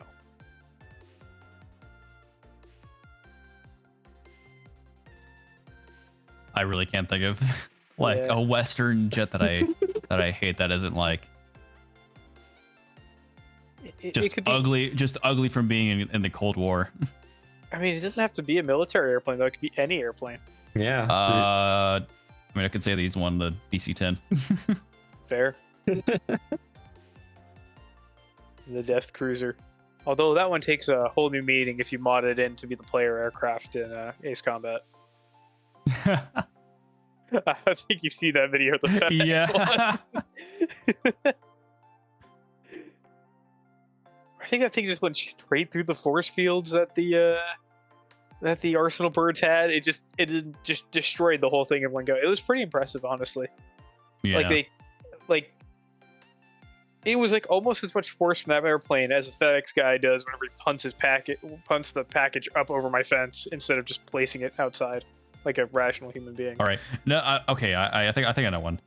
But it's not Western. I don't really hate it. It's just that I just don't like it. And There's someone in here that's gonna defend it. What's that? I don't really like the Jeff 17. I hate the JF-17 too. It's like I said, I don't hate it. Like I get its purpose. Like it's just a cheaper like knockoff F-16, right? My gripes with it is just that if China is giving the stats for it, for like its performance stats, and is officially endorsing DCS as the sim for it, there's no way those stats are right. If they are, it has a very nice like a lot of information, nice data link. But that's about it. It is one of the Pakistani airplanes of all time. Actually, I think it is the Pakistani airplane. I don't think they build any other airplanes. Was the A5 was China, but then they gave it to the Pakistanis. Yeah. Yeah. Okay. So apparently the simulator info is from Pakistan, which is they just take whatever India's numbers are and then just add 10 onto it. Now you may have realized I did not say another obvious one, the Su-57. I admit it's a piece of shit, but it looks cool at least. It does look cool, and it sounds cool. That's but 90%. it is a piece of shit. 90% of being a fighter jet is just looking cool anyway. Yeah. Have you heard what, like, there's a video of like a formation of Su-57s flying over, and it sounds like it sounds so cool. The blue note that they have. Yeah. So I think that brings us I will grab this video actually. Yeah. Oh, okay. Oops. Yes, I have seen that one. It's very nice. They sound great. They have a very nice blue note. Yeah. So what is your favorite era of flight? I would say late Cold War to like 90s, early 2000s. Still got that like Gen 4 variety before all the designs started to converge, and like still like some like advanced weaponry and things like that. Like the age before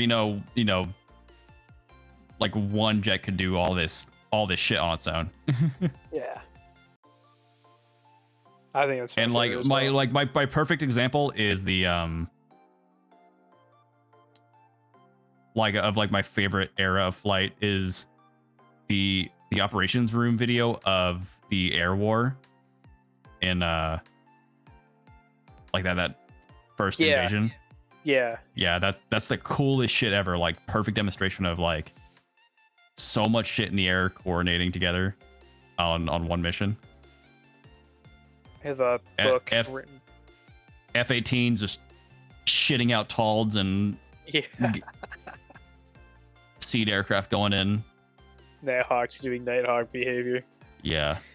There was I had a book from a tanker pilot that like described being a part of that initial air push as a KC-135. And it was tanker! Crazy. Like, a lot of thirsty boys. Yeah. But it says like you had to like adapt because you had to fly tanker missions not just for American jets but for British jets, and French ones, and Saudi jets, and the UAE, and everybody had brought like their own machinery around, and so you had to run sometimes the you'd run the boom in the center line, and then you had like the two baskets coming out of the wing, which was crazy to think about.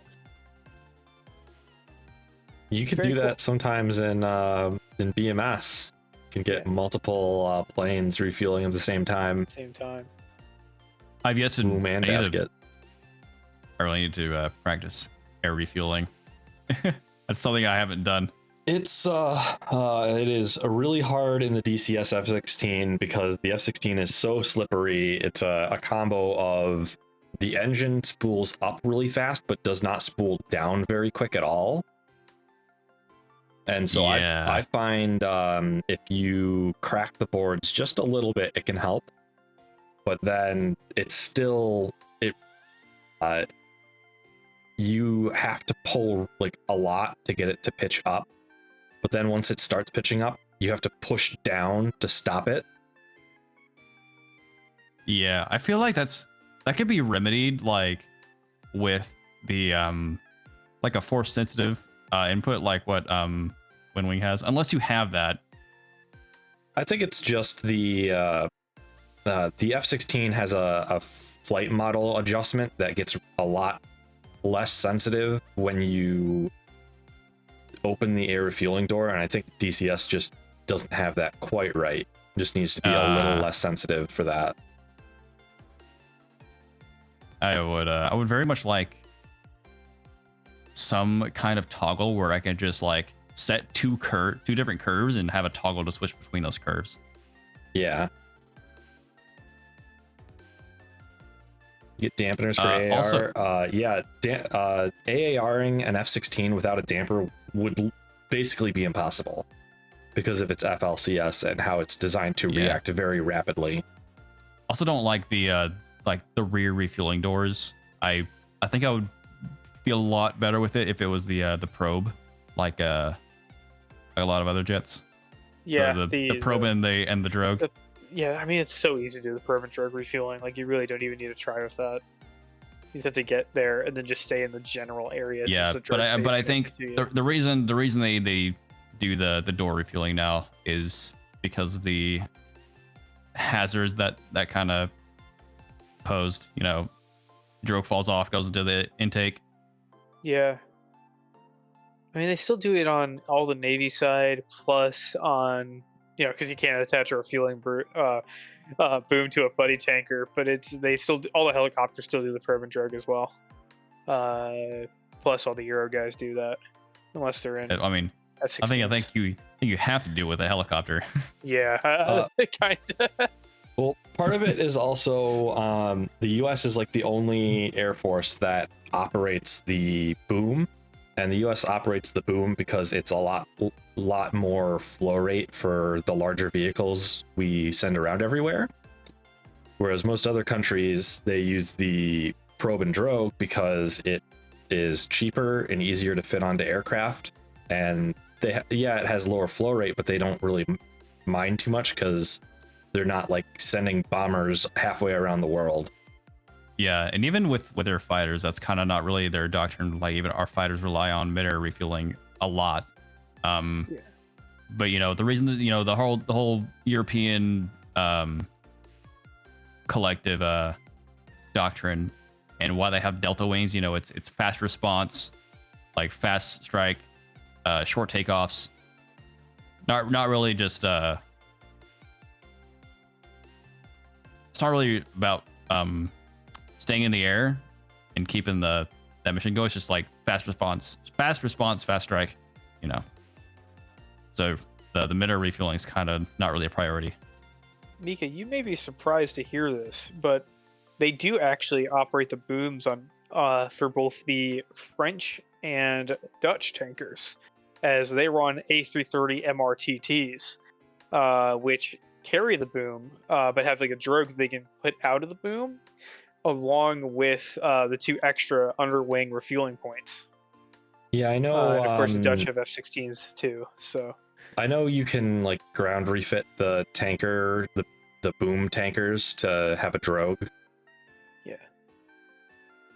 Yeah, they run, but of course the Dutch don't really do that often, since they would just those boom refuel their F-16s. Yeah, that's what they do. But I mean, I won't go into the Pegasus versus A330 MRTT thing. There's already people who went to prison for that whole deal. Huh? Airbus, my beloved. But you didn't know that people went to prison over that procurement process? I have no clue what happened at all with that.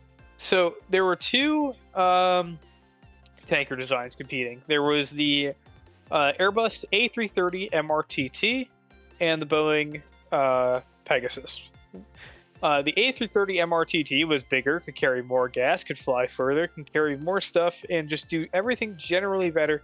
And it would still be built in America at Airbus's Alabama facility. But turns out Boeing didn't want to play fair at all. So they just bribed people and used their connections to artificially win the... So they had lost on the first try on the contract. They actually lost to Airbus. And then they forced like some sort of corrupt review process and manipulated it so that they would win the contract regardless of how the Airbus performed. And then people went to prison because they broke the law from Boeing. And really, how could anybody suspect sketchy behavior from Boeing at any point? I don't know how anybody could have seen this coming. Yeah. But now there's a round 2 that'll come up for the replacement for the KC-135. And it's the same matchup. Airbus A330 versus Boeing 767. And we'll see what happens this time. But this time, instead of just Northrop Grumman and Airbus, it is Lockmart pushing Lockmart. I've never heard That's like that a one store. before. We Yeah. just buy jets instead of whatever you buy at Walmart. I'm more of a Target guy myself, so I don't know what people buy there.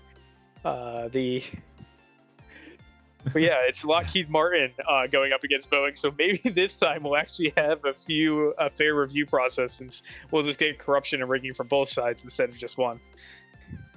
It cancels out, right? Yeah. Plus the A330 is more comfy. You don't have to deal with the yoke between your legs. It's just you have open space. You have more air conditioners, more air conditioning vents, and a table that you can fold down. I don't know what you do with it, but I don't know, maybe like put a sandwich on there or something, or your coffee or something like that. Put your laptop so you can flight sim while you flight sim, or while you fly say a real that, plane. like they actually do that. Oh, one of my Well, favorite. not the flight sim, but One of my favorite video about tankers is the guy like showing off the ovens, like he's making pizzas for everyone. there was Just like it's like such a relaxed like culture up there that the Air Force has. And I love it. it's like the tanker people are always the chillest people I've ever met. Like from the military flying side, they're always so relaxed. They're just vibing. Because like they don't really have to do a lot. Like load masters. They're moving all this heavy shit around. I think it's like AWACS, they're so like mission focused at all times. Tankers, they just fucking chill until someone shows up that needs a refuel. yeah, and they just then they put out the boom and then that's it. They're just chilling there talking to the pilots like. I do some shit. I should retrain to be a tanker crew. Yeah, boom operator time. I mean, it's a pretty cool job. There was I met a P8 crew once, and I asked them if they why they like their job, and he replied with, "I'm always happy because I managed to finesse a 737 type rating out of the Navy." So he said like, wow. As soon as my contract's done, I'm just gonna just dip immediately to Southwest, and then I know I can just go straight in.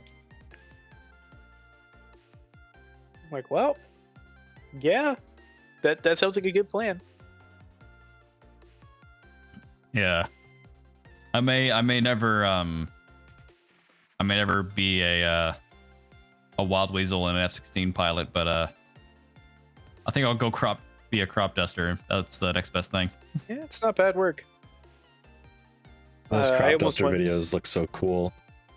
Yeah.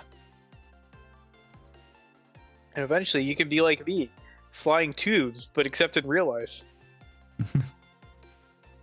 Tubes very full of poorly behaved people, depending on the airline.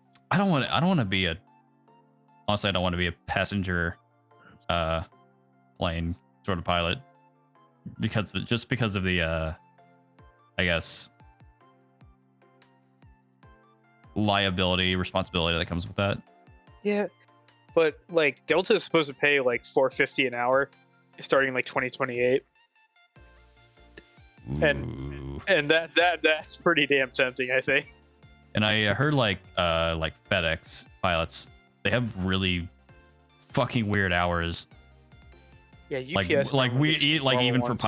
for pilot standards, like really fucking off hours. I'm like, oh, I'll be a crop duster. UPS will get you home same day, which I always thought was kind of cool.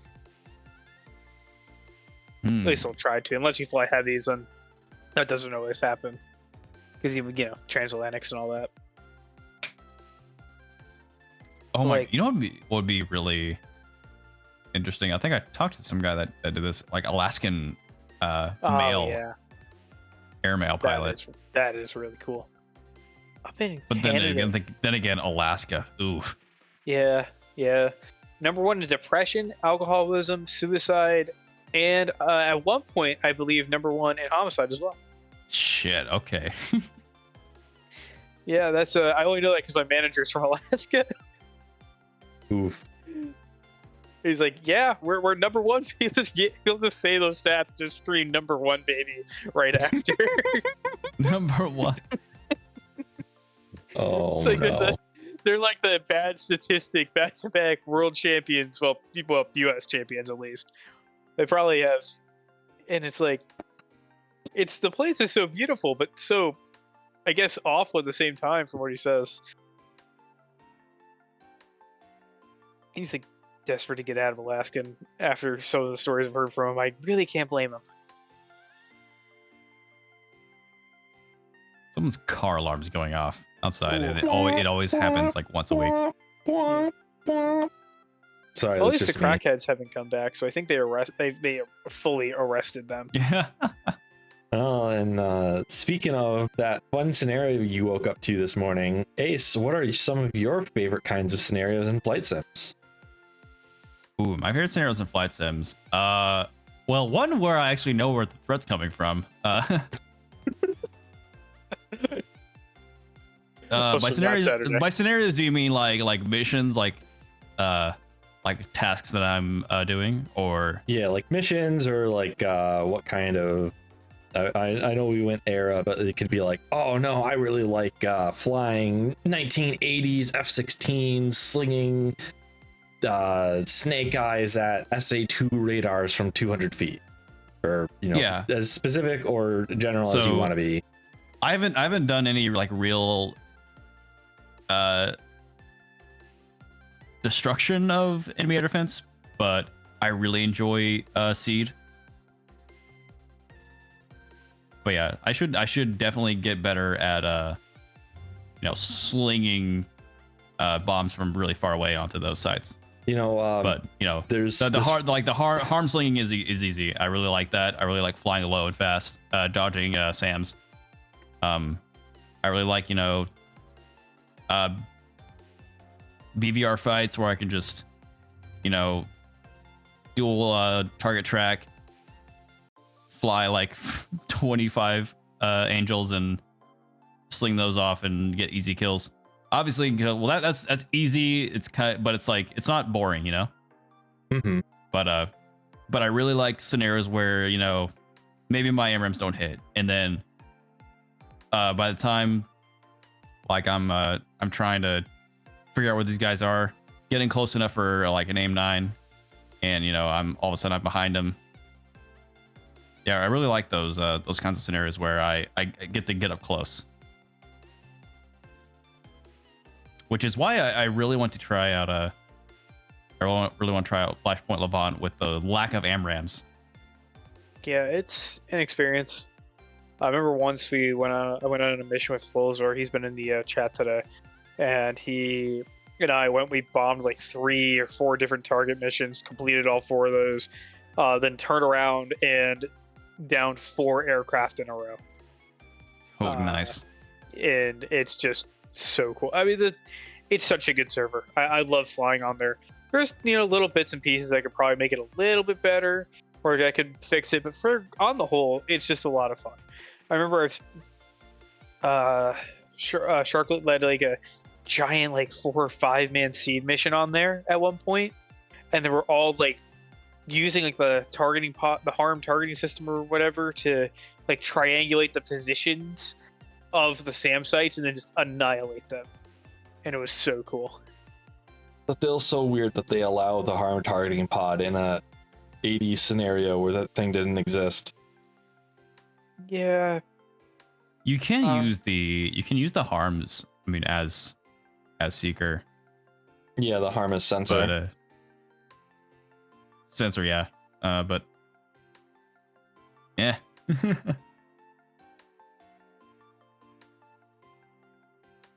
But if you want to do like a lot of seed, the F-16s on Flashpoint are so helpful for that, because we'll all be like, up in the backseat of the Eagle, and then we're getting bullied by an SA-5 or something like that, and we'll just call it out, and then the F-16s just descend upon it and just destroy the site.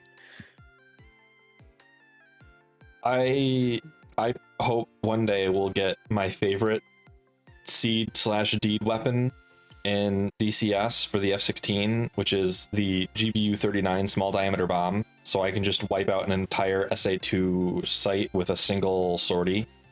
Well, that's always fun. JDAM flinging is a lot of fun to take out SAM sites with, especially if you can get one that's not suspecting it. JDAMs are okay, but you can't sling them from like 30 miles. The small diameter bombs, they just fly for ages. We did that in the, that was in the 15A, so that's probably why we were able to fling it from 30 miles away. Yeah. When the F-15 gets those small diameter bombs, you'll see how far you can sling those things. They're great. Oh my god. If I can get I wonder if we could hit a 100-mile shot with that. Maybe. If you loft it really hard. Because we can loft it really hard. I suspect at first they're going to be really useless, because I doubt DCS has a very, what's the word? We would need to know the location ahead of time, because we need to be able to pick, because the only other way is to get it from either a mark point from the radar or the pod, unless you want to. And obviously we don't have a pod that can look 100 miles. But the issue I would foresee is that DCS will probably say, oh yeah, systems can intercept this, and part of the point of the small diameter bomb is that it's low observable, so it's really hard to find it on radar. And so DCS will probably just be like, oh, this is a missile, and it'll just get intercepted reliably. Yeah.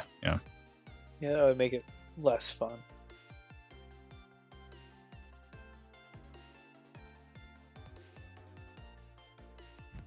So this is a fun question. This one does come with a rule.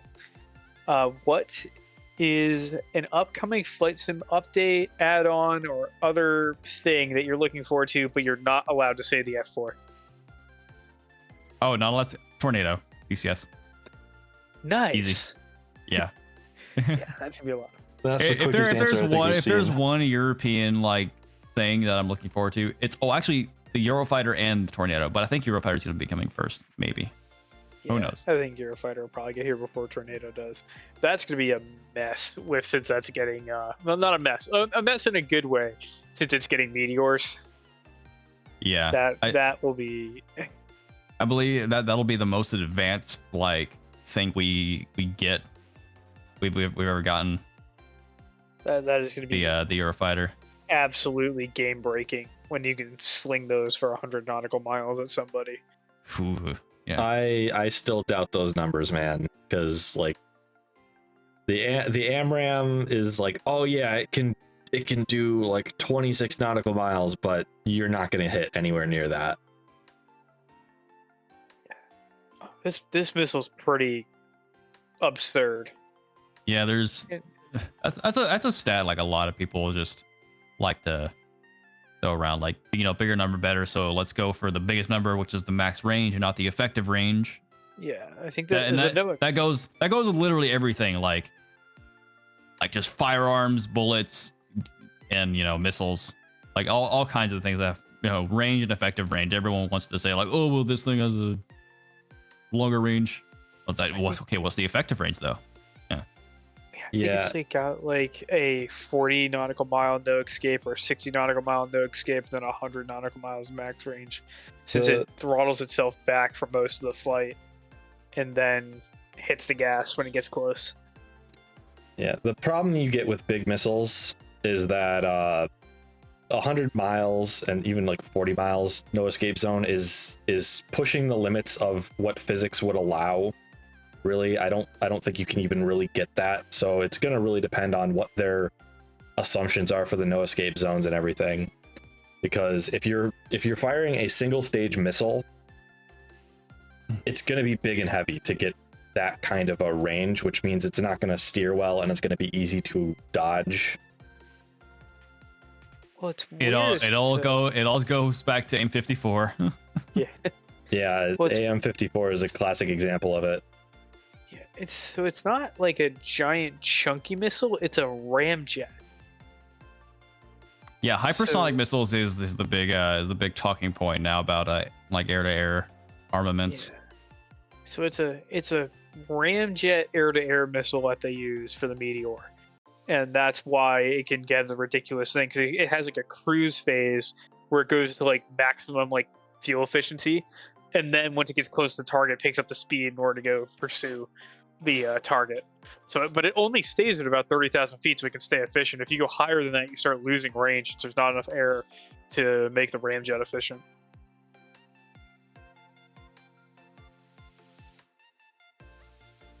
Or at least that's what MBDA, the Swedes and the British, are willing to say about it.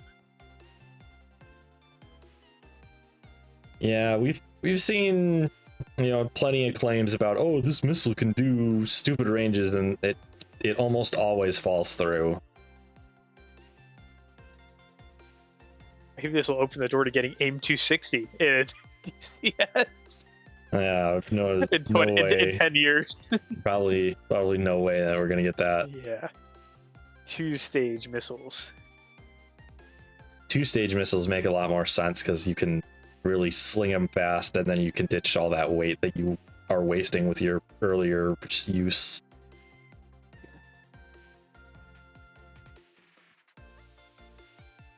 I mean, I think with the AIM-260, you'd pretty much be able to at max range shoot somebody from all the way across like some of the maps. I'm still gonna be skeptical of the ranges of the AIM-260 because, again, like AM-120 Charlie comes out and they go, oh, it's 30-mile range, and it's still not actually effective at that range. Yeah. They still count the 260 as a medium range missile, which is weird because it's almost certainly long. I mean, compared to like the AMRAAM compared to like an AIM-54, which is classified as a long range air-to-air missile. Yeah, then I would see that, like, I actually don't know the range of a 260. I don't think anybody does. Or at least okay. We're not supposed to. Yeah. They quote approximately 120 nautical miles. X to doubt. Yeah. Oh my god, that's made me think, like, why don't they just... Sounds like they name the missile, give it a number, how long the range is. That would be... It's like AIM-120 goes 120 miles. But yeah. No, that's the 260 goes 120 miles, yeah. Yeah. And it's not even a divide by 2 either. Don't you hate it when, like... Kind of a tangent. Don't you hate it when, like, something has a really, like a naming convention that makes sense, and then they just stop doing that? Yeah, I can think of one airplane I hate that does specifically that. I was thinking of a car, actually. Oh. Yeah, I'm not gonna go for a third week against that plane. Like the Nissan 300 ZX. It's a 3.0 liter engine. Nissan 350 is 3.5 liter engine. Nissan 370, 3.7 liter engine. Nissan Z. Don't even give it a number. Don't even give it a fucking number. Nope. It's a 3 liter, but we're not going to call it 300 because the 300 already existed. Yeah. It's not called a 400. Anyone that calls it a 400Z is wrong. It is not called a 400Z. It has never been called a 400Z by Nissan. It's just the Nissan Z. Come on, Anyways. Nissan. Put a 4-liter V8 in it. I would love a 1UZ in a fucking Fair Lady. That would be so sick. That would be so cool.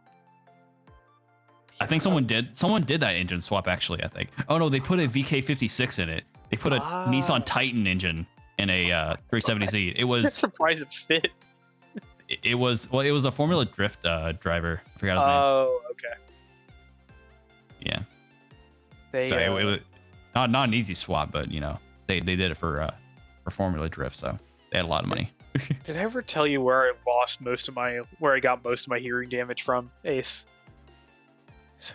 What is that? So I used to work for a small-time NASCAR team, and we had a dyno in the shop. Except the only way we could, but there was no there's no dyno testing room, so we had to just test it in the garage. So what would happen is we would back the car up to the garage door where the dyno is, open that garage door, so we didn't get carbon monoxide poisoning, and then run the car flat out indoors. What? Without hearing protection. What? Yes, what? Huh? Exactly. So that was how we did that, and it was awful. Our ears were at least ringing for half an hour after every dyno. Oh my god. And this was to go run around in 36th. It was, we literally worked out of this semi-abandoned industrial complex, and it was, oh man, okay, so this team was the owner was paranoid that people would come spy on us as the team that won exactly once and hadn't won for years, that people were spying on us. So he buys this little warehouse set back behind 3 or 4 other warehouses from the street, down a gravel road that nobody would never go down. And then the building in front of us burns down a year later. No. So it's not hidden anymore. It's just burning rubble in our shop. Burnt out rubble, because they never cleaned it up at all. And that was always an experience working there. It was one of the racing teams of all time. I'll tell you which one it was off stream, because I don't want to say that on here in case somebody somehow stumbles across it. Hey, hearing protection is no joke. No, yeah, it's important. T38's also really bad for hearing if you don't have hearing protection. I learned that too. Makes sense. Yeah. Oh, okay, this is our fun question next, Mika. Yes, the fun question that most people don't really have an answer for.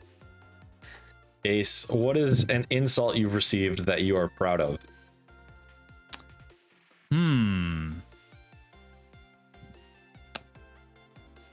I feel like there is one, but I can't remember when or where it was. We might have to start sending these questions out ahead of time for people to come up with answers for if they want to. But we should not send out the VTuber specific questions. Yeah, the specific ones, those are funny. Philomena Kung style terrible questions. Yeah. I don't think I know one actually. I can only remember a short I uploaded, just a clip of singing, and I was people said nice voice, and then there's ones why the VTuber model though? Because I'm a VTuber. VTubers like are known for singing mostly. Huh. It's like it's just kind of like one of those. Okay, it has left its intended audience. Yeah. kind of posts. Kind of this like just out of left field, don't make any sense comments. Yeah. I want to reword that question to like, what is an insult that you've received that you're proud of or found funny or something like that? I just don't think I'm like known enough to like have received an insult. Yeah. That does remind me of it's not me obviously, but one of the funniest fucking insults I've ever heard was Vine Sauce playing Ultra Kill. Someone in his chat said, "What? No, it wasn't Joel. It was Vinny. I think you lack the mental illness required to play this game." And it was the funniest shit I've ever like. That's the funniest insult I've ever heard. Oh no! Because like it's like insulting the streamer and like the fan base.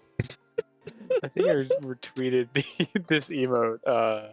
Not emote, this insult last night, but there was a stock car race that happened on the track, and the guy who this turns out this insult was given before the guy who started the crash. Turns out he was on drugs, but he claimed that the other driver drives like a lobotomized jellyfish. God. Oh my god. It was, oh wait, no, maybe it was a lobotomized starfish. Either way, it's the same. So if you're looking to use one on somebody for like their flying skills or lack thereof at some point, no, that's a really good one. My favorite flying related insult is when somebody comes in for a landing and they bounce. I love to say, "Nice landing," but I think I like the second one better. It's so rude. Oh, I should have used that back when I was flying. Damn. You can use that Holy for shit. Sharklets landings. Sorry if you're listening. That's one to use if you ever become a CFI. Use that on one of your students who does a bad job. If I heard that over fucking radio in real life, I would die. Yeah. If I got that from my instructor, I would just retire on the spot. Like that would be like, Oh man. fuck. Yeah, Sarge, tell me when you use the landing one and when you fly like a lobotomized jellyfish. Oh man, that's something I'm so glad like they added funny shit like that for Jester to say. Oh, Like when you're landing on a carrier. Yeah. Like you land a 4 wire, it's like don't look back because you got a boner. Yeah. Yeah, they're supposed to have even more of those in the new 2.0 version of Jester, which is really cool. So that's gonna be really fun in the Phantom. man, it was so weird. With the Jester and the Phantom, they had their demo Phantom flying around during a live stream, and it was being flown by the guy who voices Jester, and it was just so weird hearing him speak. Oh. Because he sounds just like Jester. Like Jester.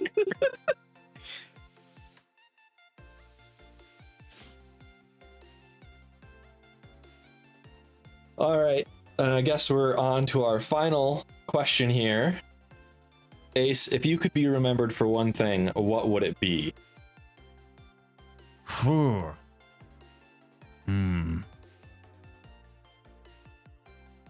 Remember for one thing.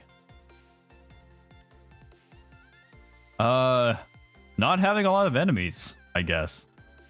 That's a good one. Well, you can always fix whatever enemies you have by just a high-powered rifle from a kilometer away. Hey, shit ass. Chuck a. I'll say the laser-guided bomb's my favorite. Oh yeah. But I think that's because like I'm just so.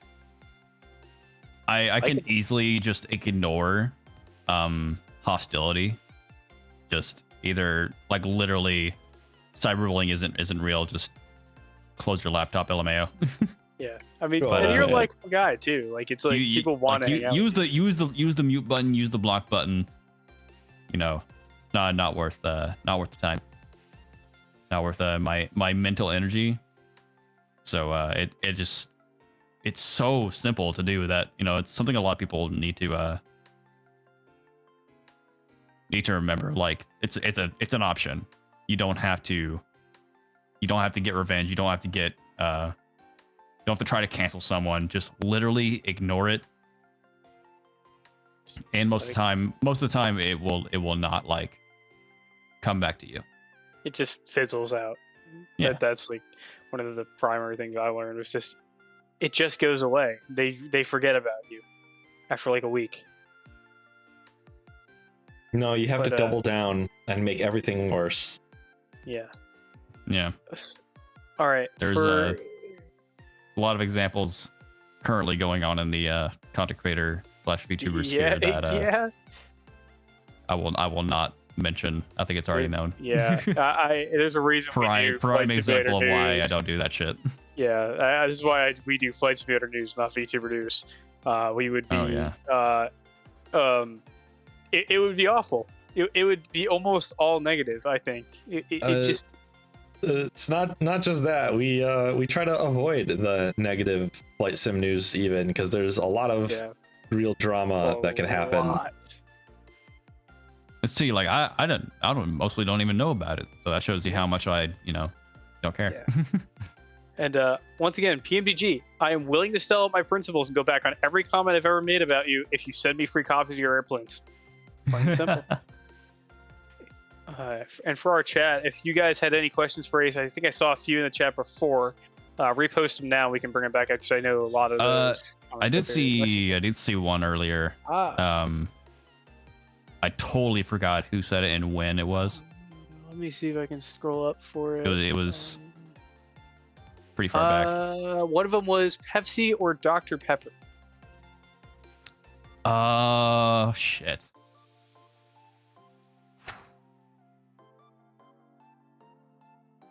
I want to say it feels. I'll say Dr. Pepper. But usually the question is Pepsi or Coke. Yeah. I would say Pepsi over Coke, but Dr. Pepper over Pepsi. Trying to throw you for one there. That's the only one I can scroll up to.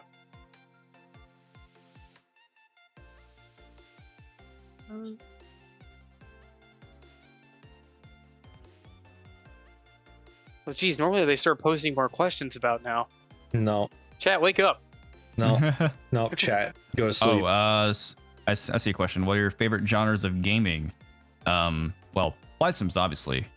Shooters. Let's see. Definitely, there's more. I swear. I'll say shooters, but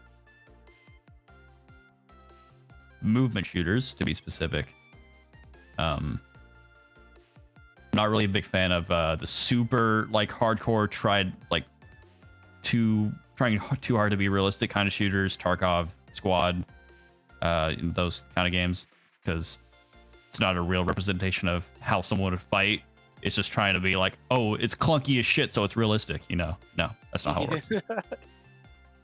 The more the plane shakes, the more realistic the plane is. Can you tell us why calling it F-16 Viper is wrong? Because that's not what Lockheed called it. I don't know. But it looks like the Viper from Battlestar. Why do you like expensive 22 so much? And he puts in parentheses 5.7. Novelty. 5.7 is based, and it's the best cartridge I've ever shot. Literally novelty. Like I would not carry a 5.7. Why not? I mean, because it's gonna go right through the guy. No, it won't. And into the next guy, and maybe the next guy after that. Yeah. As long as you use the right ammo, I can send you a great document. There was a document done by the US DoD and a bunch of police departments testing a whole bunch of different pistol rounds. And they found that 5.7, not even the like military restricted stuff, the 5.7 performed better than 45 ACP. Huh.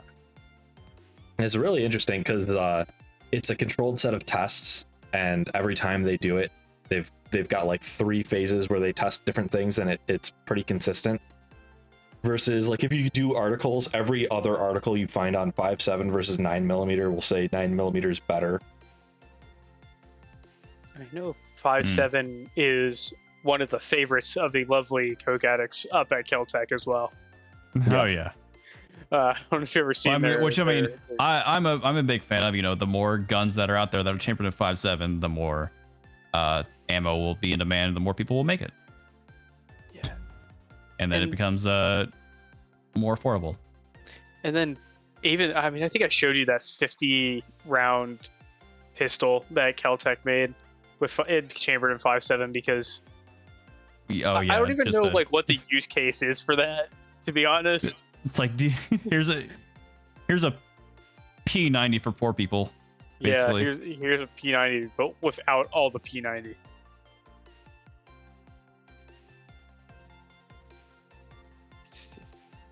It fails at the task. No, any official documentation I've seen has said that the 5.7 performs better than the 9mm. Okay. Got another question. Elaborate how the F-16 looks like the Viper from Battlestar Galactica. I was confused about that at first too. Like, that's something a lot of people said. Like, oh, they call it the Viper because it looks like the Viper from Battlestar Galactica. But then you look up the Viper and it's just like, well, it fucking doesn't. Yeah, I don't know how that exactly started, but every source comes back to saying that people say that it's the Colonial Viper from Battlestar Galactica that has I guess the canopy looks like an F-16. That's about it. Like it has the bubble canopy. What? How are people saying that looks like an F-16? It just doesn't. It may not necessarily be because of looks, but it could just be because it's kind of sleek, futuristic. Then they debuted at the same time, and the Viper in Battlestar Galactica is a very small aircraft, whereas the F-16 is also a very small aircraft. Mm-hmm. As a rectangle canopy, yes, that's the Viper, but the Colonial Viper has the F-16 looking canopy. It's the one people. The new Viper from the more recent reboot of Battlestar Galactica, I think. But it's just it's a different like type of Viper like fighter, I guess. I don't think it's from a newer iteration. It's just like there's the Viper and there's the Colonial Viper. No, the bubble canopy one is from the reboot. It's supposed to be like their newest Viper that they have. Because if you watch the original series, it's the one that gets disabled when the Cylons hack everything. And then they have to pull out the museum ones. Was the new Viper modeled after the F-16? Probably. Yeah, that's so confusing. Back then, I don't know. Nico, we did a Fuamoka for a second there. We did a what? Fuamoka, we talked at the same thing at the same time. Oh. Yeah. Dogs in sync. So, Exxon asks, what is your opinion on the brand F-16 Block 70 unpainted that came out a few days ago? Oh, I know what you're talking about. Yes. It's I've never seen an F-16 naked like that. How lewd. It's really cool, like seeing just unpainted shit fly.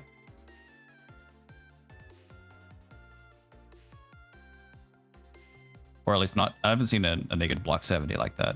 You know what he's talking about? I have not seen it. I haven't seen it. I will grab a picture. I like the absolutely disgusting looking Egyptian F-16s. Ooh, Interesting. The ones with like the red at the red wingtips, the red like center rectangle for some reason.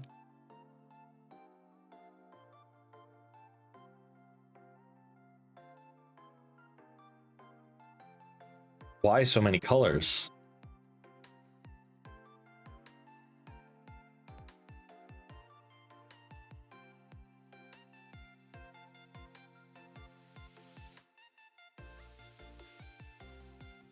So many.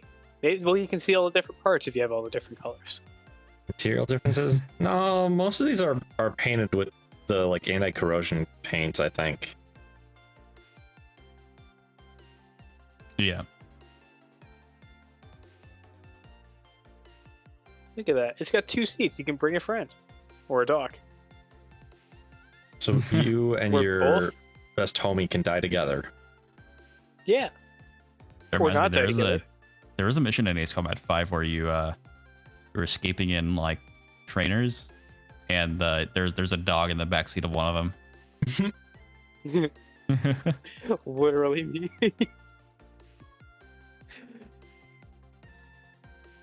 On the internet, nobody knows that you're a dog. Bark, bark.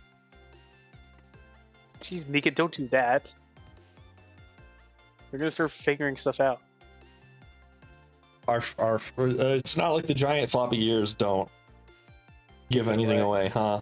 Mine kind of blend in with my hair though, so like I can pass that off as just having whack hair. Mine are actually just covers for my goggles so I don't scratch the lenses. Ah, fair enough. Oh, This make it really hard to hear stuff though.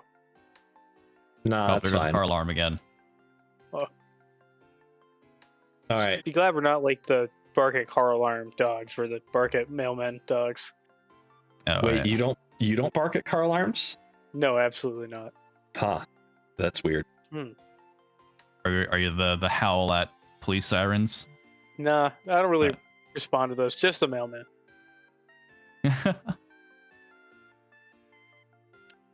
All right, chat. Any other questions?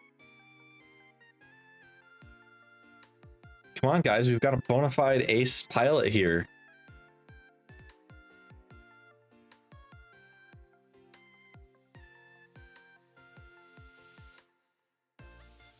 God, Come on, guys, type something, please. give me questions. Okay, fine. We're just gonna end then. If no one's gonna ask questions. Wait, this is not how this works. We don't do questions for Mika. Or me for that matter. You gotta ask Ace a question. They should know the rules by now. This is number 6. Of course, the VOD's gonna go on YouTube. Anything worth archiving, I archive to YouTube. Which is to say, I don't archive most of my streams. Except for Fuwan Mocha in the morning. Yeah. All right. Since nobody's asking things, we're gonna set up a raid. Oh Oh no! Oh. Oh no! Oh no! no. No. Oh no! No. Time out, spaceman. We're gonna, I think, raid. Sharklet's up. Yeah, Sharklet's a Yeah. good obvious choice because we Yeah. can pester her. Divers. We can pester. Oh, we can wait. We both have subs to each other now, Mika. So we can make a nifty raid message. All right, you And gotta we both make have it. the wiggles. Oh, I got you. You have until the raid starts to do it.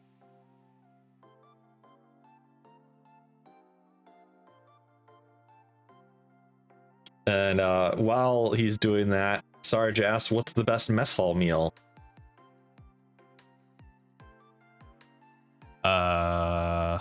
Oof. Talking about Shepherd Air Force Base.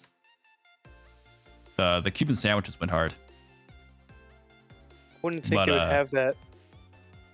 Shepherd. Oh, Shepherd defects are fucking amazing. They are, or they are now at least. Interesting. I wouldn't think Yeah, it would have but- Cuban sandwiches at Shepherd though. I would think like Homestead maybe, but Favorite MRE? Probably. Shit.